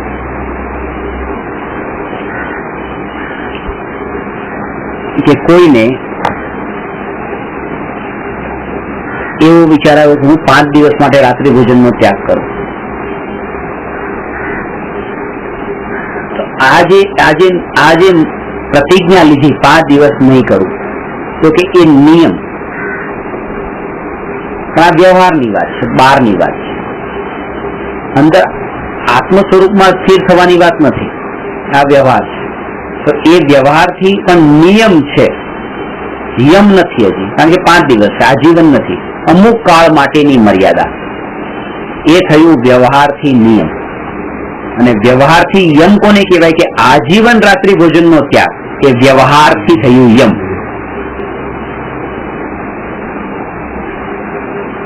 જેવી રીતે અમુક કાળ માટે હું આ ન ખાવ, આ ન ખાવ, આ ન ખાવ, એ અમુક કાળ માટે આ વ્યવહારથી નિયમ, ને આજીવન હું આનો ત્યાગ કરું છું એ થયું વ્યવહારથી યમ. એવી જ રીતે અમુક કાળ માટે, અમુક સમય માટે જ આત્મ ધ્યાનની સ્થિરતા, આત્મ ધ્યાનમાં લીનતા, આત્માની એવી લીનતા અમુક કાળ માટે, પરમાનન્ટ અનંત કાળ માટે નહીં. લીન થયા છે પાછા બહાર આવી જાય છે. કે અમુક કાળ માટેની લીનતા એનું નામ છે નિશ્ચય નિયમ. એ અમુક કાળ પણ એ અંદર નિશ્ચય વાળું છે. અને અનંત કાળ સુધી આત્મ સ્વરૂપમાં પરમાનન્ટ લીનતા એનું નામ છે નિશ્ચય યમ. મુનિ અવસ્થાથી શ્રેણી માંડી ત્યારથી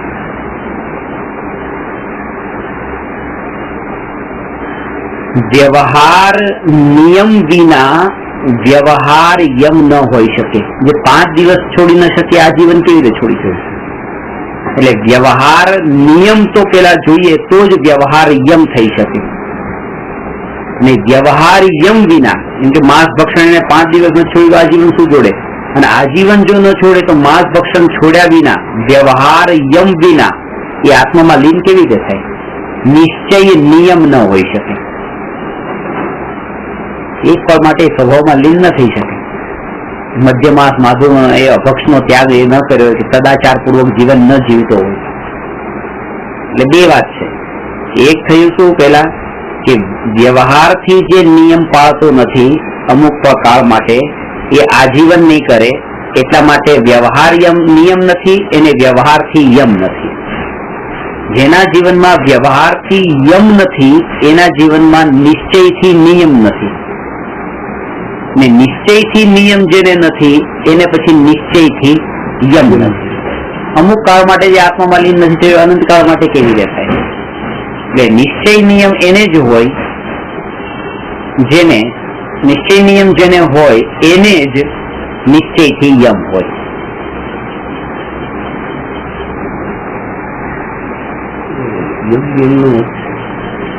આમ કરેલો યમ એટલે સિદ્ધાંત તત્વ ને એને પાળવા માટેના, એમાં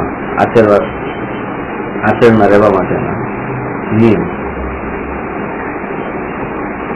એમાં સ્થિરતાપૂર્વક એને એની અંદર જ રહેવા માટેના જે હોય એને નિયમ. એટલે નિયમને સિદ્ધાંત તરીકે, તત્વ તરીકે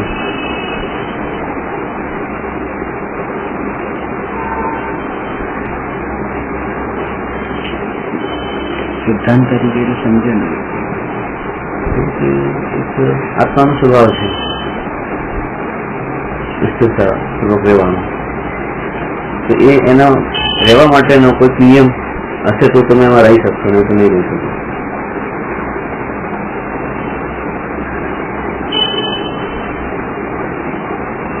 આનો સંબંધ છે ને એ કાળ સાથે છે. સમનભદ્ર આચાર્ય આ વાત લખી છે. આ યમ નિયમના ઉપાસ માટે શાસ્ત્રનું પ્રમાણ છે. એમાં આ બે જ વાતો પર ખુલાસો કર્યો છે, યમ અને નિયમ. એટલે આ પેલા નિયમ એ મર્યાદિત કાળ માટેની પ્રતિજ્ઞા ને યમ એ આજીવન પ્રતિજ્ઞા, એવી રીતે ખુલાસો પણ કર્યો છે. મર્યાદિત કાળ માટે અને આજીવન એ બંનેનો ખુલાસો કર્યો છે. એને એના માટે એક કાળથી ભેદ બતાવ્યો છે. કારણ કે જે મર્યાદાને જે અણુવ્રત ને મહાવ્રતના કારણે જે ભેદ પડે છે ને કે આટલું પાર્શિયલ અને કમ્પ્લીટ, એવી રીતે તે અહીંયા એવી રીતે અમુક કાળ માટે અને આ હંમેશા માટે એવી રીતે ભેદ કરીને બતાવ્યું છે. મુનિને એ યમ ને સંજમ ને એ બધું જે પાળે છે તો એ યમ નો અર્થ ક્યાં એ બતાવ્યો. 5 યમ 5 કીધા ને, 5 યમ અને એના માટેના જે નિયમ છે તો 12 નિયમ જે બી એના પેટા પહેલા પણ યમને 5 તરીકે બતાવે છે. આ 5 અહિંસા ચોરી એને યમ મળી રહે છે. એમાં તે બે ભેદ પડ્યા છે કે તમારાથી જેટલા, કારણ કે પૂરેપૂરા તો એ પાળી શકાતા નથી ને. એ તો જ્યાં સુધી સમ્યક દર્શન નહીં થાય ત્યાં સુધી તો આંશિક પણ નહીં હોય અને કમ્પ્લીટ પણ નહીં હોય. સમ્યક દર્શન પછી જ હશે. અને સમ્યક દર્શન પહેલા તો આ બધા નિયમો તો એ બધા પાળતો જ હશે, સદાચાર વાળા જે નિયમો છે એ બધા પોતાની ભૂમિકા અનુસાર એમાં બધી મર્યાદા છે. આમાં મર્યાદા નથી, યમમાં પૂરેપૂરું છે. અને એમાં ખાસ પરિણતિની વાત છે. જેમ કે અહીંયા આપણે મર્યાદા નથી, અહીંયા વનસ્પતિ, અહીંયા કોઈ પણ એકેન્દ્રિય સત્રસ જીવનો પણ ઘાત નહીં કરવો એવી કોઈ મર્યાદા નથી. પણ સાધુ જીવનમાં એ મર્યાદા છે, ભલે ઘાત થતો હોય તો પણ, કારણ કે ત્યાં પરિણતિની અપેક્ષા એ વાત કરી છે.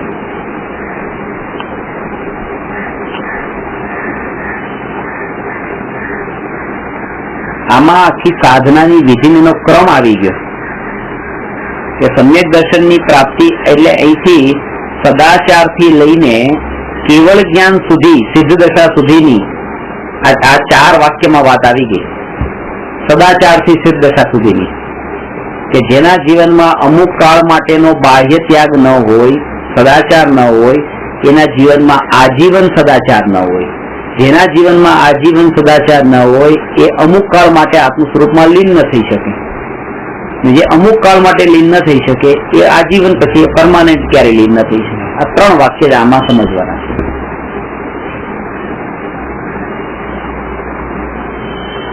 આનાથી વધારે ડિટેલમાં આ પ્રશ્નમાં આપણે કઈ લેવાનું નથી. 214 પ્રશ્ન પૂરા થયા. 215માં પ્રશ્નથી આવશે.